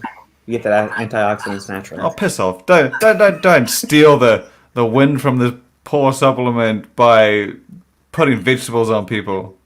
That's worse than what these guys are doing. You know what the funny thing is like we actually criticize so many brands and so many products, and we destroy quite a few of them. But I've been thinking for the past like 5 or 10 minutes, and I honestly can't say nothing bad about this product because nothing comes to mind. This is like next level shit. It's $450, and like you said, it'll probably cost $1 or $2 to make. I mean, let's just say it's in Switzerland, so let's just say it costs $10 to make. Price whatsoever. There's just you can't find anything. I mean, you can bring it from Switzerland, or like you said, from Mars. It's just no way. I mean, what they should have done is put some Turkesterone in this, and then sold it as a muscle builder / EMF protector. There you go. Then you might get something out of it. Put a bit of caffeine in there, just It's beta some alanine. feels. Yeah, better. Yeah. Good grief. What a pile of shit. Although I told you, Robert, I actually chatted with Joey about remember that animal-free whey protein? Mm-hmm. He explained it to me. He was saying that they actually use bacteria or microflora. Yeah. They combine it with the DNA of a cow, like the profile of the DNA of a cow. Right. And then the bacteria excretes the whey. It just poops out whey protein? Yeah. What the fuck? And then he says apparently it can replicate, or it can make more of itself before it dies. That so just doesn't seem theoretically, natural to me. That just yes, but he said theoretically the way it would work is that you would just infuse one, and then you would be able to make more and more and more. And he says the idea is that eventually you get a whole farm of this, and it could bring the price down drastically to make it more competitive with things like I guess regular whale milk. like He says that it's he says so it's all about volume.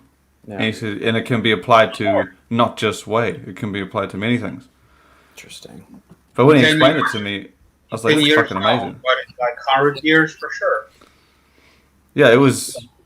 No, he was saying now, so they're doing it now. That's why they're doing it for their brand is putting it in their protein powder because they're trying to get the price further down. I think saw it in more books. the group set summarizes pretty much how I I feel. like this. Fermented horsetail is a metaphor for horse shit. It's like, you know what? I think Lukasz said a couple of days ago, and I couldn't agree more. Basics and simplicity, it works. There is no need to reinvent the wheels. I mean, it's completely unnecessary.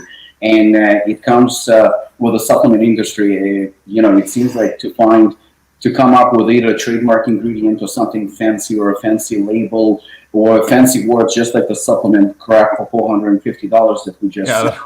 I didn't even know how to pronounce it. I mean, we just read a couple of sentences of what it does, and honestly, I did not understand a word what the fuck it means. You know, so I think that's what the target is. The target is to confuse people, use fancy words that nobody understands, and to make it look like that it's better than it actually is. In reality, it's just the container is nice. I think the design of the label It is nice.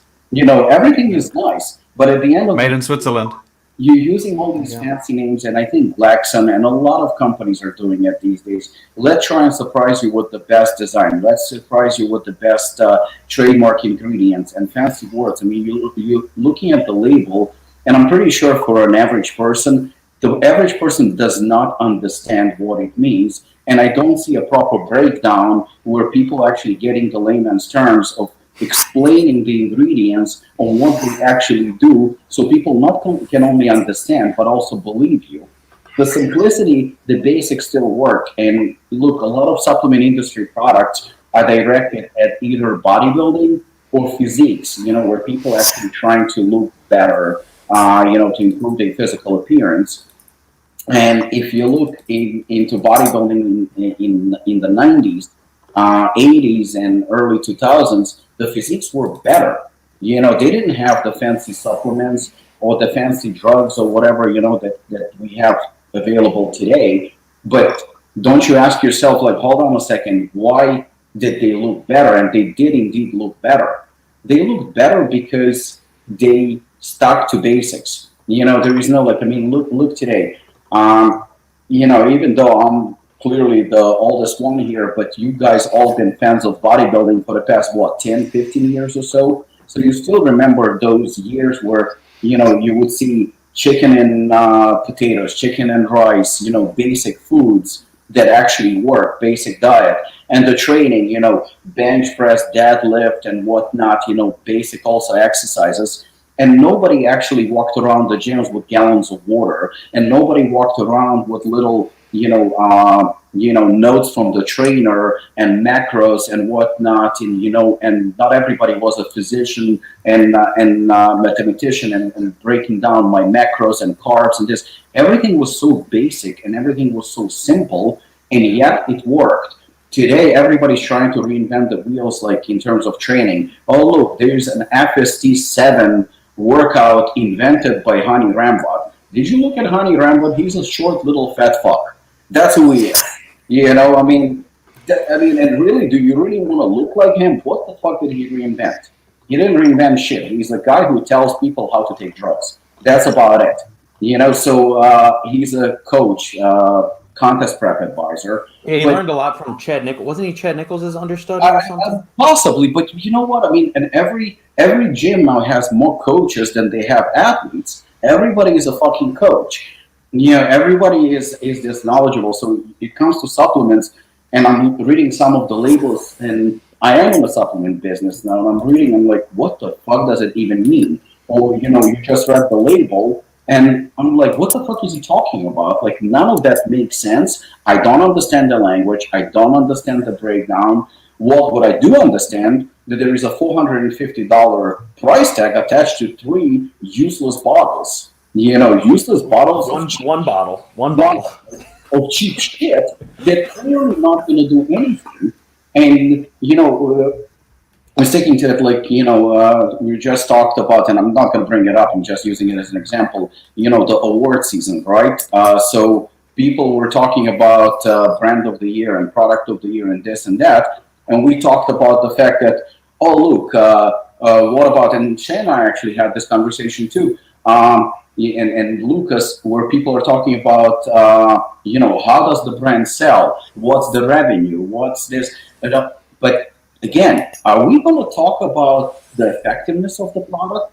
Are we going to talk about the formulas of the product and that they actually serve some kind of a benefit? Or are we talking about like extracting this extract from this extract and potentially it will yield these results and you're going to look better? Yet you look at all the guys who are, a lot of guys that are either brand owners or behind the brands or formulators or whatnot, and you're looking at them and like, does this guy actually work out? Has he been to the gym? Does he even know how to do it? Do they wake up like Lukasz does at 2 a.m. and walks to the gym 10 miles and exercises and to keep in shape? Do they take the simple vitamins that he actually uses, actually very simple ones? Each and every ingredient, he knows exactly the dosage, he knows exactly what it does, and he uses very, very simple approach, but he actually does the research. So it brings down to the fact that let's just simplify things. It has to be simplified. Well, you know what? I have a good taste. But on the other hand, you have a $450 product, right? You have a $450 useless product. I actually, believe it or not, don't have a problem with them charging that much money. I have, it's everybody's responsibility how you want to spend your money. If the fancy bottle and fancy words that you don't understand do it for you, and you're actually an idiot who wants to spend that much money on a useless crap, by all means, that's your choice. You should be entitled to it. But this is the state of the industry. Let's extract this from this extract. Let's slap a trademark cool name on this ingredient that doesn't do shit. Like, for example, S7. What the fuck does even S7 mean? What, is it 7 times more pumps? What does it do? Like, it's a cool name, I'll give it that, but nothing else. What does it do? It doesn't do shit. Simply too deep. Let me say something real quick. You're not missing anything. Carolina is the VP at Apollon. Not Robbie's wife, just a very close friend of Robbie's. Robbie's wife's name is Marina. It can be confused though. Marina and Karalina, they kind of sound the same, but that's all. And Robert could be my husband. I identify as that some days of the week. But you know what? He's so cheap. He doesn't buy sheets on time. So you need a fucking cheap husband. So I don't know how long you would last together, to be honest. He eats vegetables. He wears Crocs. It's a tough time. Well, I will be eating a lot of vegetables. Yeah. Brooke, there is no ageism in the stream. We accept all bald, crotchety, angry grandpas. Not that there are any here, by the way. Adam, after a quick Google search, you can get 5 pounds of horsetail for 170 Canadian. To be fair, though, if you bought $5 to make it $4.50, you probably got to sell just 3 bottles to make money back on like 1,000 units or something. Genius. There you go. Yeah. Stupid, but genius. Lukasz, do you have an amount of caffeine you take per day, or do you just wake up and think, today's a 3-scoop Black Tulip kind of day? That's basically my mindset. That's how I roll. And I woke up in the morning and I feel like I need some extra kick, and I just go with it. I go with the flow. There you go. There's no need to apologize. No, we were just messing with you. It's all in good fun. There's no issues there. We're not upset or anything. S7 has 7 ingredients that don't do anything for pump. Yeah, it's a blend of 7 plant ingredients, and it increases allegedly the bioavailability of the nitric oxide in your cell, so it helps it stick around a little bit longer, helps your body use it a little bit more efficiently. On its own, is it going to do a whole hell of a lot for a muscle pump? No. Could it have maybe some minor benefits when paired with something like nitrosogene, citrulline, or something? Yes, very minimally, but if I want to go for a straight like polyphenol source, I'm going grapeseed extract, Vaso 6,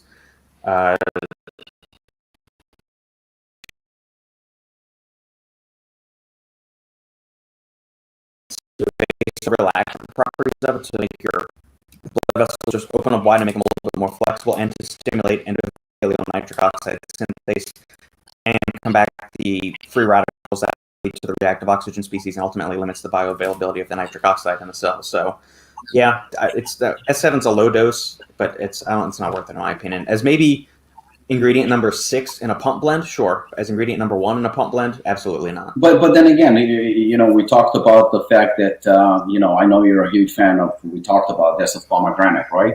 Mm-hmm. You're going to get a lot more benefits using pomegranate. Well, I mean, that goes without saying. But think about it from a marketing perspective. You have pomegranate, and you have something that's called S7. It sounds just cooler from a marketing perspective.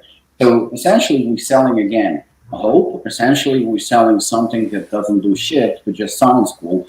And this is not just S7. This goes throughout the entire industry right now. Yes, Black Tulip, the label is very, very nice. But to me, honestly, more than a nice label and anything, but that's, again, the way I see it. I think that what's in the container that counts the most, how people spend hard-earned money, and will it produce the results that you want? Will you just want to give it fancy names and, try to bring up theories and possibilities? This might do this, or it might do that. Will it? I don't know, because there are not enough studies, but potentially, theoretically, it might do it. So now, considering the inflation, considering the financial situation right now in the world, global pandemic and all that, when people actually, struggling today, it's not easy, but now we're asking for the money basically to sell them something that potentially maybe could work. Stupid. Yeah.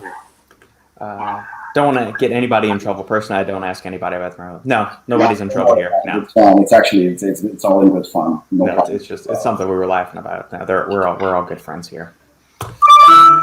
Michael, Robert, do you still talk to CJ? I remember those old reviews you guys used to do together. I haven't talked to CJ in a little over a year. I got a text message from him out of the blue just asking how me and the family were doing, but that's about it.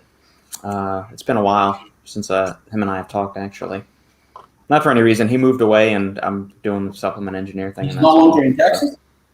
I think he moved north a little bit. He's not in the Austin area, or at least last I checked, he's not in the Austin area anymore. I think he moved up north a little bit, so where some of his family is. Okay. I could be speaking out of turn. He may have moved back to Austin. I don't know. I haven't talked to him in a year or so. Bryce was looking for him. The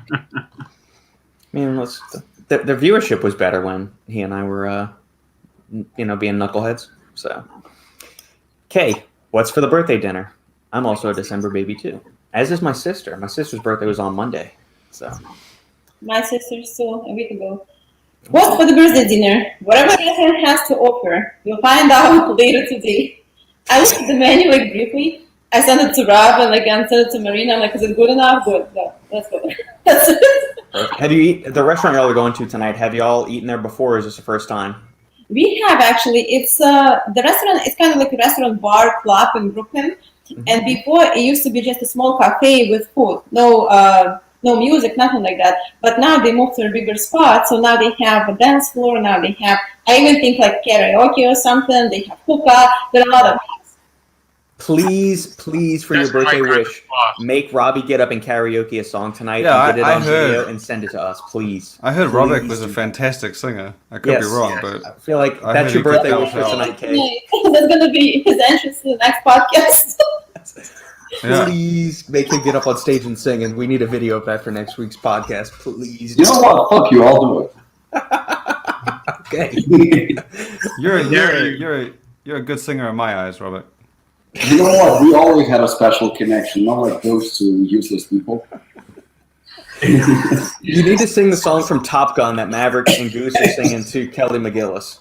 You know what? It's actually funny because I read about this restaurant. So what Karalina said, it was like a small little coffee place restaurant, very, very tiny. And now they moved to a much bigger venue. Like we haven't been to the newer venue, but I just saw recently, it's a huge success story. So from a small little restaurant, coffee place, good food. I mean, I've been there only once. Yeah. Right now, they actually, if I'm not mistaken, this past year, they did either 30 or 35 million in revenue for a restaurant. That's pretty impressive. I wonder how that compares to McDonald's. There is nobody beats McDonald's. Shane, take a guess where I went before the podcast today. Fucking McDonald's. No. Chick-fil-A. Chick-fil-A? No. Popeyes. Why are you going to chicken? Fucking go back to burgers. Five Guys? I'm just going off what I like. Five Guys. Five Guys. Five Guys. I'm You are looking forward to cutting. Fuck off.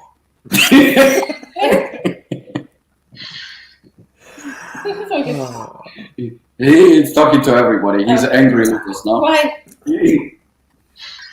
I think Lucas is trying to cut right now. Robic always trying to pretend that he's cutting. I'm on a diet or something. And every week it's like Five Guys, McDonald's, those kind of things. So yeah. Wendy's, yeah. I think actually, how's McDonald's in New Zealand? You actually like it, Shane, there? When I moved to America, I tried it, I think, once, and it's absolutely horrible. Like in Belarus, McDonald's is like a restaurant.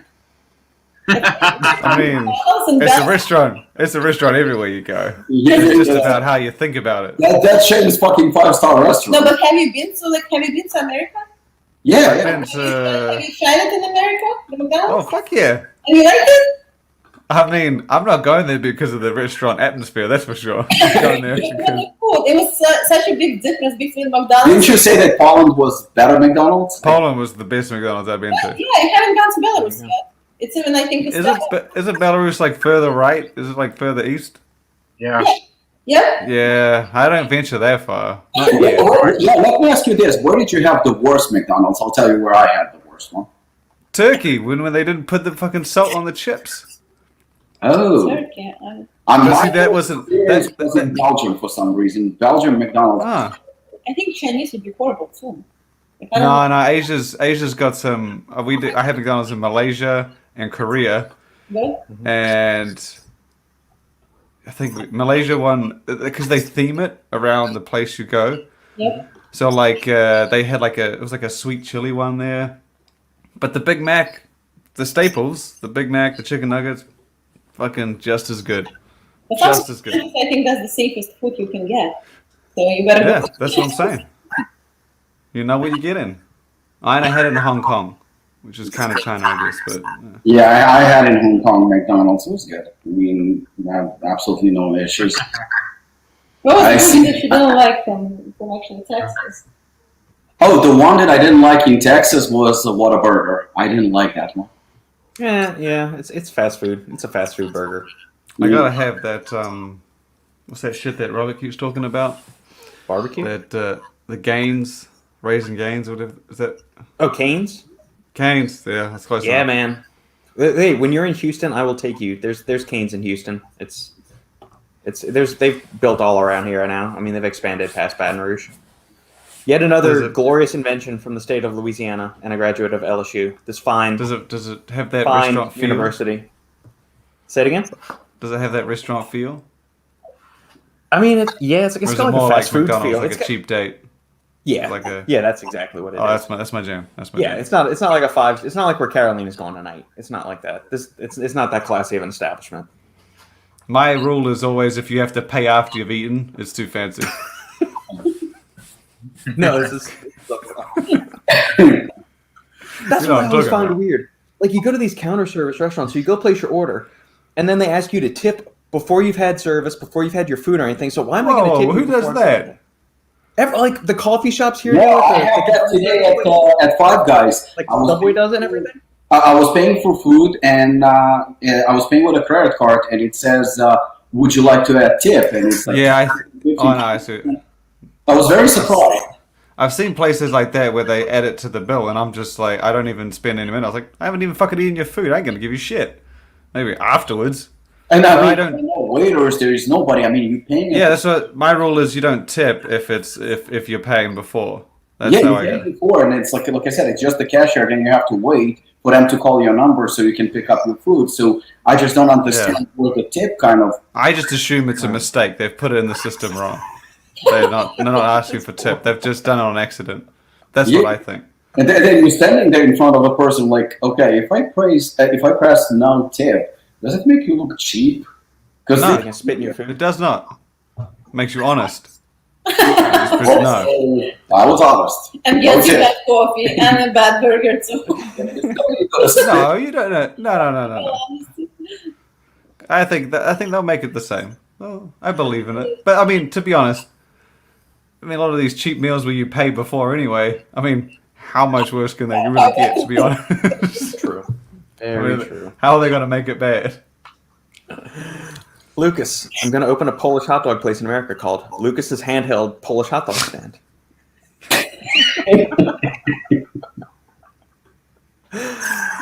Simon says, on the back of the horse, McDonald drive-thru in Poland. I gotta admit, Polish Great. McDonald's was great value, great meat sizes, and the restaurant, the seating, Sublime. as far as restaurant feel goes, it was Top pretty notch. good. Brooke, your mistake is thinking Shane has high expectations regarding fast food. Yeah, I mean, True. The quicker it's ready, the better in Shane's eyes. It doesn't matter how it's prepared or it tastes. As long as it's ready in 3.5 seconds post-order. It's because Nikki likes the fancy stuff. Yeah. And so for her birthday one year, we went to that 5-star restaurant at the top of Caesar's Palace. Burger King? Can't remember Is that what it's called? What's that? Burger King? No. This was for real. This was like it was a Michelin star place, and I was like, looked at the menu, and I just was just like, look, Nikki likes fancy. I googled the fanciest place to eat in Vegas Strip. That was Ooh. it. Ooh. And I didn't. And I just looked, and the price was like, you know how they have they didn't have numbers. They had just like $1, Market. $2, and so I was like $3. I was like, how expensive could it really be, right? So I just booked it, rolled up, and I was just wearing my best, which was like jeans and a shirt, right? Okay. Nikki had a sweet dress. She had gone and bought shoes and everything, and we get up there. I had never seen such a large space with so few tables. It was like 5 tables, like 7. It was fucking tiny. And like as soon as I walked in, I was like, I'm in the wrong place, guys. I should not be here. Yep. It was like they said, would you like the degustation menu or the a la carte? And I sound like a dick. I was like, I'd like the one I get to choose the meal. Because I didn't know what the fuck he was talking about. Wow. But there was like a dude, you know those guys in the movies that you see with the sweater around their neck? Mm-hmm. There was a motherfucker like that, just at dinner. It wasn't even cold. He wasn't going to wear that sweater. He was just, it was so out of place. And I think it came to $500 US for the two of us. Yeah. But we picked our meals. The degustation I think was $600 each. And it was like $800 if you got a wine pairing, and $1,200 if you got the dessert. And I was like, everybody else was picking the big ones. It was $30 for a bottle of water as well. Because the guy came up, he said, "Would you like another water?" I don't like For that much money, you should be getting a container of that bullshit supplement you posted and a blowjob with it. Yeah, but see, this is what I think. I've always thought that too. I was like, you spend money, you get little bonuses. But I think when you get to a certain level, like where I was, these people don't want freebies. They just want to spend their money. So I was way out of place. And the guy, he broomed your table after each. So they'd bring you like a bread thing. He'd come and wash the table. Then he'd bring you like a palate cleanser, I think it was called. And then he'd come broom your table again, clean the table. And I'm like, this is fucking whack, bro. I am not. This isn't right for me. But you know, it was fun. It was I don't interesting. like that kind of places. No, but Nikki- meal. After you had that meal, be honest. Oh, I went and got McDonald's. Were you more satisfied with that food, or would you be more satisfied with McDonald's? And I went and got McDonald's Not talking afterwards. about money. I'm talking about pure satisfaction from food. Oh no, I was like, dude. I mean, the things was like the size of my hand. It was the smallest meals you could, for like the amount of money I spent to ratio of what I got. It's never been worse. Yeah. Even the water was the funny part because he came over and he said, I was like, oh, could I get a bigger jug of water? And he was like, oh, that'll be like $40, $50. And I'm like, oh, how much is the smaller one? And he was like, oh, 25. And then we were like, oh, I don't want any more water. We didn't order more water. And then he comes out 10 minutes later and he sneaks it on the table. He's like, it's on the house. So he knew we were poor. He knew we were faking. It was an experience. Jiffy. McDonald's in America is whack. McDonald's in Guatemala, bruh. It's basically, Shane, I feel like you got to say the bruh. That's your line. Well, bruh. There we go. It's basically a restaurant. You can also order fried chicken and rolls, even Kit Kat shakes. That is pretty For me, a fancy. restaurant is wherever where it's okay to take a date. And so I think McDonald's is definitely a restaurant, no matter where you are. I mean, if you're a freshman in high school, yes. If you're a grown-ass adult. No, I think it's fun. Okay. During weekend, the McDonald's in my town is like it's bad. Burning and Oh, burning. yeah. Because they're looking for romance. You want to get laid, get your lady a Big Mac. Subs on deck. Our slogan will be, we bring the girth and moist. Michael, thank you. I live in Texas and fight with everyone about Whataburger. It's trash. Sridhar, feel like McDonald's I've in had that India before. and Dubai has veggie burgers. Cool. Robert is moving. Simon and Subs on Deck are definitely listening to our podcast because like last week when Jim wasn't here, we mentioned these two words, girth and moist. Yeah. Bro, Moist is apparently one of those words that some people don't like the sound of, right? some people, yeah. It doesn't bother me that much. Moist. Like if Nice I'm word. thinking like you have a cupcake or some kind of baked delicious treat, you want it to be moist. You don't want it to be dry. So I mean, Well, I it mean, doesn't- Robert, look, moist can be used in many different situations. I'm thinking culinary applications here. Again, that still applies, okay? Shane, what I'm getting is that your sense of bougie only extends to household furniture and appliances. Yeah. Yeah, your gold sinks That's and correct. whatnot. Yeah. Nando's is too AE, Shane. A. I just forgot. You guys probably don't say that. Like A, Robert. Have you ever knew? You probably don't use that, do you? Like, hey? It's Like- it's sort of like saying like if you were to elbow someone, Uh-huh. you're like A. I think you might use EH, or you might spell it. No, that's not. Oh, yeah, like you're saying, Like like, will you nudge someone? You're just like, oh, you get it, A. yeah, That's, okay. That's what she's used it there. Wait, is that Nikki? AE. Is that Nikki? So our first date we went on was that's to Nikki. Nando's, Okay. which is pretty much like an only chicken McDonald's. I love Nando's. Hey, come on, bro! I love Nando's. I love yeah. See, Lucas gets me. What is Nando's? Bro. I gotta look. Nando's. It's like a It's originated in South Africa, but it's a Portuguese chicken spot. Nando's is fucking bougie. Come on, man. I mean, me and Lucas are saying it's bougie. It's not. It's They have it around Washington D.C. area in Maryland as well. I love Nando's. Very good. South African flame grilled peri peri chicken. they're given a very premium Chicken. Yeah, it's Giving you a very awesome. premium, Like hot premium It's chicken. a good looking bird. I'd eat that. Yeah, but okay, just so you know, this is a pay before you get restaurant. You pay. You're not paying afterwards. There's no tips here, so Oh, automatically look, this there's is. some Brussels sprouts. You can do the You Brussels sprouts right there. basically order on your own. Yeah, see, this is why I went. There's no servers, no fancy shit, nothing like that. Very I'm good. okay with that. I prefer counter service restaurants than most sit down places, just because like I want to get my food. I don't need somebody to bring me my food. I can get my food and eat it. So- But would you take No, your? they will bring you. They will bring you your food. Would you Just take your go to future the wife? counter and order it. You know? Would you take your future wife on a first date to a restaurant like McDonald's? Or Hell like yeah. this? a first date with a girl that I'm interested in. Am I in high school or am I a grown ass adult? I mean, for me, it's all the same. Okay, let's say Sandy ceases to exist. She meets some unfortunate fate. Okay, and I'm on the Some hunt. non-croc wearing dude. Yeah, I'm on the hunt for.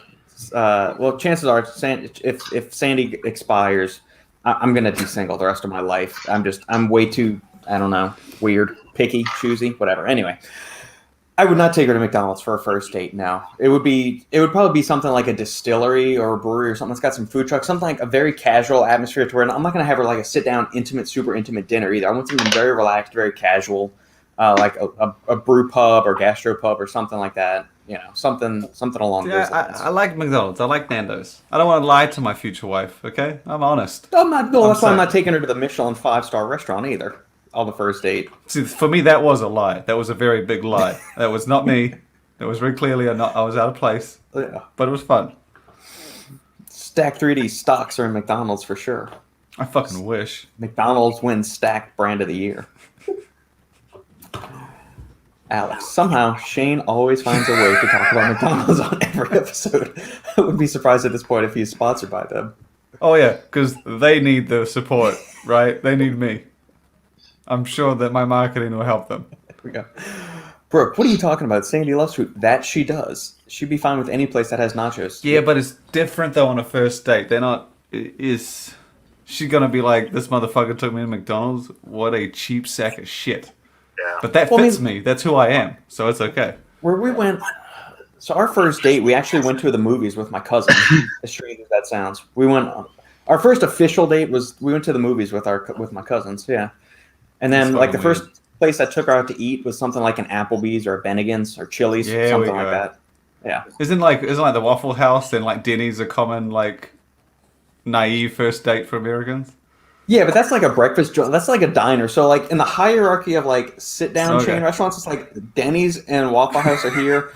Like Applebee's and Chili's are right here. Then you start getting high with like Red Lobster and then Longhorn Steakhouse and Outback, and then you go up to like the stuff from there. What about Cheesecake Factory?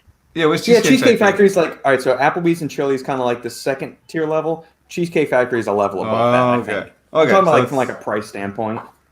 Yeah, but I'm just talking like, again, if you took your future wife to like the Waffle House or Cheesecake Factory, is she gonna be like, this guy is ass? Like if you go to like so Cheesecake Factory, way to go. Okay. Yeah. Okay. I mean, it would also depend on like what her food interests are. Is like if she's a big foodie, I'm not taking her to the Cheesecake Factory. I'm going to take her to some like. This is the first date. You don't know this stuff. That's true. This is the problem. That's why I'm going to the distillery or the brew pub, so that way I can figure out what kind of stuff she likes. This is why you go to McDonald's, because you can have a salad, you can have a kids meal, you can have a wrap. They can bring it to your table now too. You get numbers at the front. You know what? What we should do is just go to the park, and then she can just Uber Eats her food to her, and I can figure out what kind of person she is based on her Uber Eats order. Just do it that way. Oh no, because then you're not paying for it. Don't be cheap, Robert. Well, I'll give her my phone. She can pay with it with my phone. Well, I don't know how that would. Maybe nowadays with lockdowns and everything. Right. Yeah. That's my guy. Take them to the buffet and tell them they can have anything their heart desires. I like your thinking, Mitch. Because don't isn't there that thing like in movies where women always like, they don't try and like overeat. They try and like, if they're big eaters, they try to kind of pretend. We have the authority on the podcast with us, Karalina. What kind of place do you expect a guy to take you on a first date?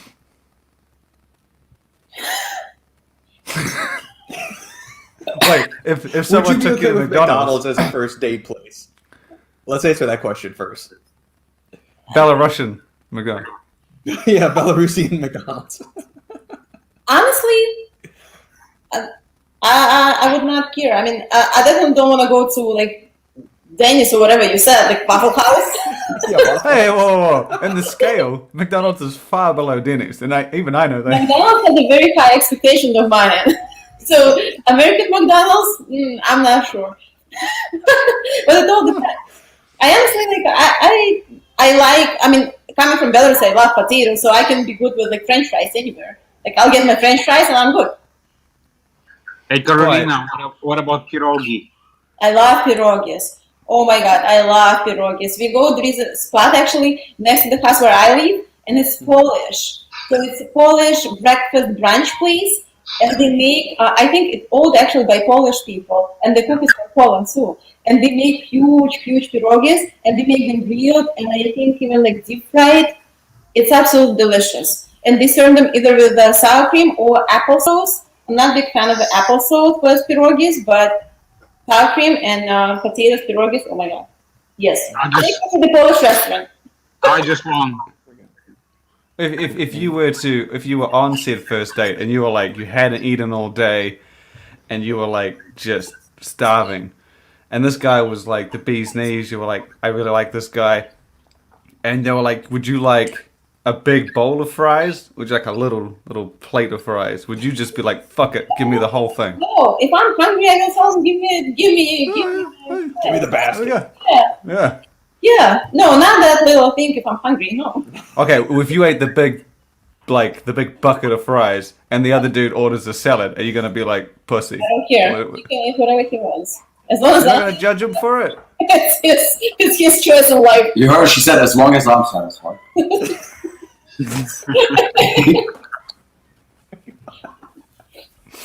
I There would we feel go. bad if I ordered like a Big Mac and the girl across from me was confident to be like 5 Big Macs. I'd be like, oh fuck. Well, I'm shit. I mean, listen, going out with Rob to eat, it never happened. So I've never experienced it. I think if we all go together, he'll still outdate us all. Interesting. Simon says, Karalina, that is 100% right up my alley. Sour cream potatoes and cheese pierogi. Yes, love it. Interesting. Falling for the one. Jiffy Jank. Okay, what if the guy's like, listen, I'm poor and ugly. You're beautiful. Give me a chance. We can go to McDonald's. You know, kind of like Shane. What are you trying to say? Not he's only cheap, but he's also ugly. Yeah, he's cheap and ugly. Cheap and ugly. Whoa, Together. That's he's been one demoted from babyface to ugly pretty quick. I'm fine with that. Cheap is accurate. I prefer to say cost effective, but you know. I honestly think like if being serious, like that doesn't bother me. I would not care. Like I don't feel know. like American women are very different. Oh, American yeah. wrong. is different. I have a good time anywhere. Like I can be sitting in the park and eating whatever. I don't care. Like I'm coming from that eating for years. So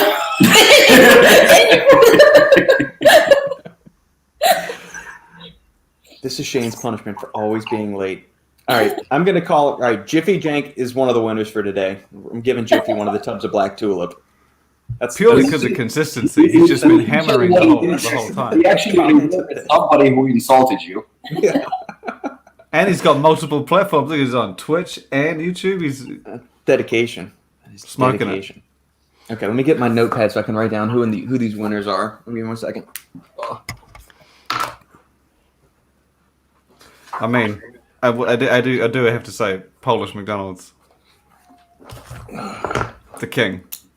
Maybe it's the further east I go. Maybe if I go to like, because I didn't like Romanian. I didn't like Russian either. I went to Russia. It was horrible. Oh damn! But Polish was good. I remember that too. In Poland, McDonald's was good. Yeah, they had the 2 floors as well.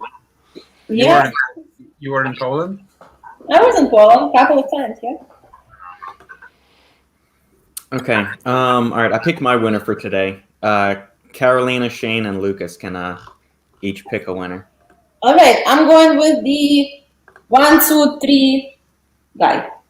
That's a woman. Oh, that's a woman? Brooke. Luke. Brooke? Oh, I don't know. I don't see the name. I don't know. Yes. So, Congratulations. All right. So we got Jiffy, we got Brooke, and this is for a delicious tub of. I'm gonna go Shrita.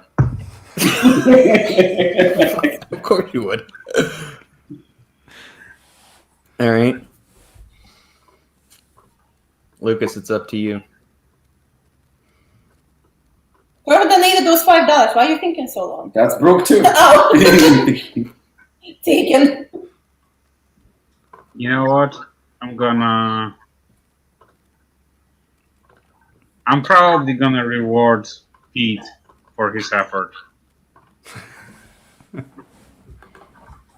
He was sort of the most thought out. We all just rattled him off. Lucas is Yeah, but Pete, he's not getting it in a box. Fuck him. Well, Pete can print his own box. He can print his own box. I don't know if Pete has like in a box or not, but yeah, let's go with Uncle Pete. All right. Okay, we got our 4 winners right there. We got Jiffy, Brooke, Sridhar, and Pete. You 4 individuals, shoot me an email with your mailing information. I will pass it along to Robbie, and we will get those shipped out to you immediately. I feel special. Karalina picked me twice. Girl power. That's right. In today's world, who knows if I'm a woman anymore? Well, it just matters what you identify with at this very instance, because it can change. Well, it definitely makes us think because you said that.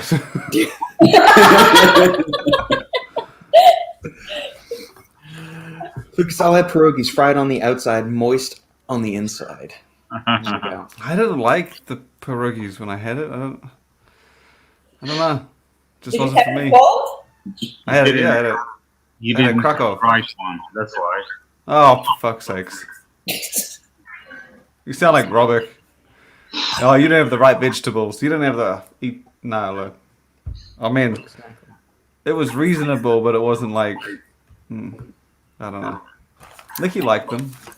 Brooke, I'm old school. I write down all the topics of the stuff that we're talking about on paper. I for stuff like this, I don't like typing it on a computer. I'm old school in that way.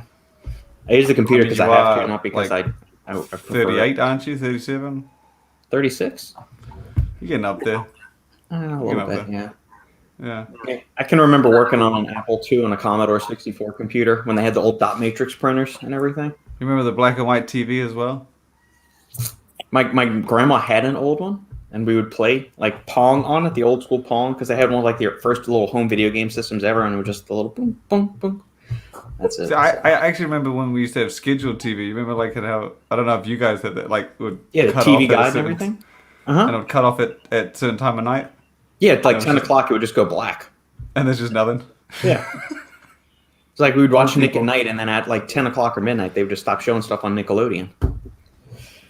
2 ways to win a product: compliment Shane or insult him. I chose the latter. He gave me compliments and insults. I don't know. I'm good. Shane, all we can say is Shane likes it both ways. Shane goes both ways. That's what we're finding in this That world. did not come out good at all. That just came out wrong. I know. He was trying to make it sound wrong. I'll take it. Like I said, we're throwing plenty of shots at the vegetables and the salads and the crocs. There we go. You need to try proper pierogies made by Babushka. I had them at the Easter market. Was it? Was it the Easter market? Yeah, man. Yeah. I mean, they seem pretty authentic. I don't know. Yeah, but they were, made in Krakow, so that's like. What's that mean?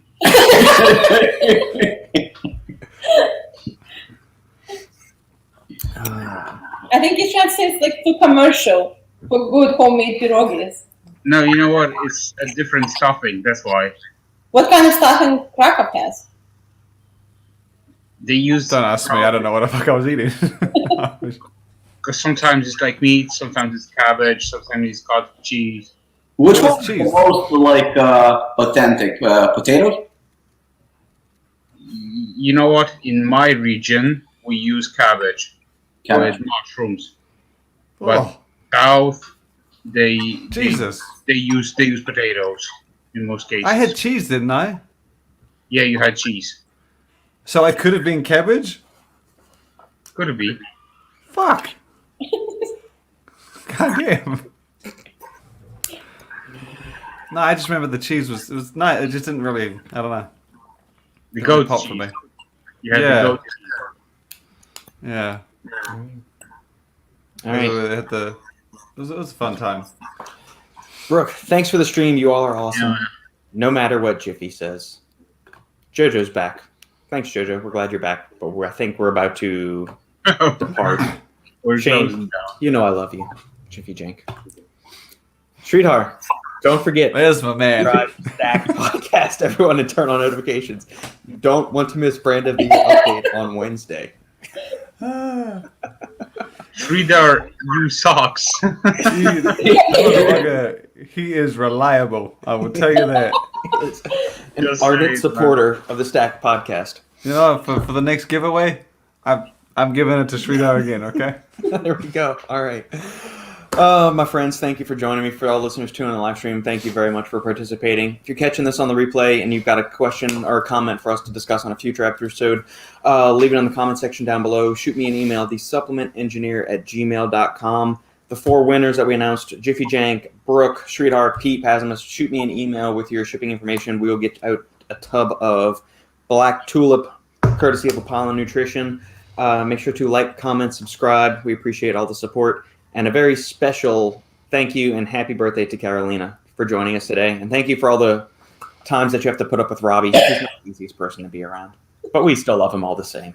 Thank you, guys. Yes, thank you. We will catch you all next time on The Final Scoop. Thank you.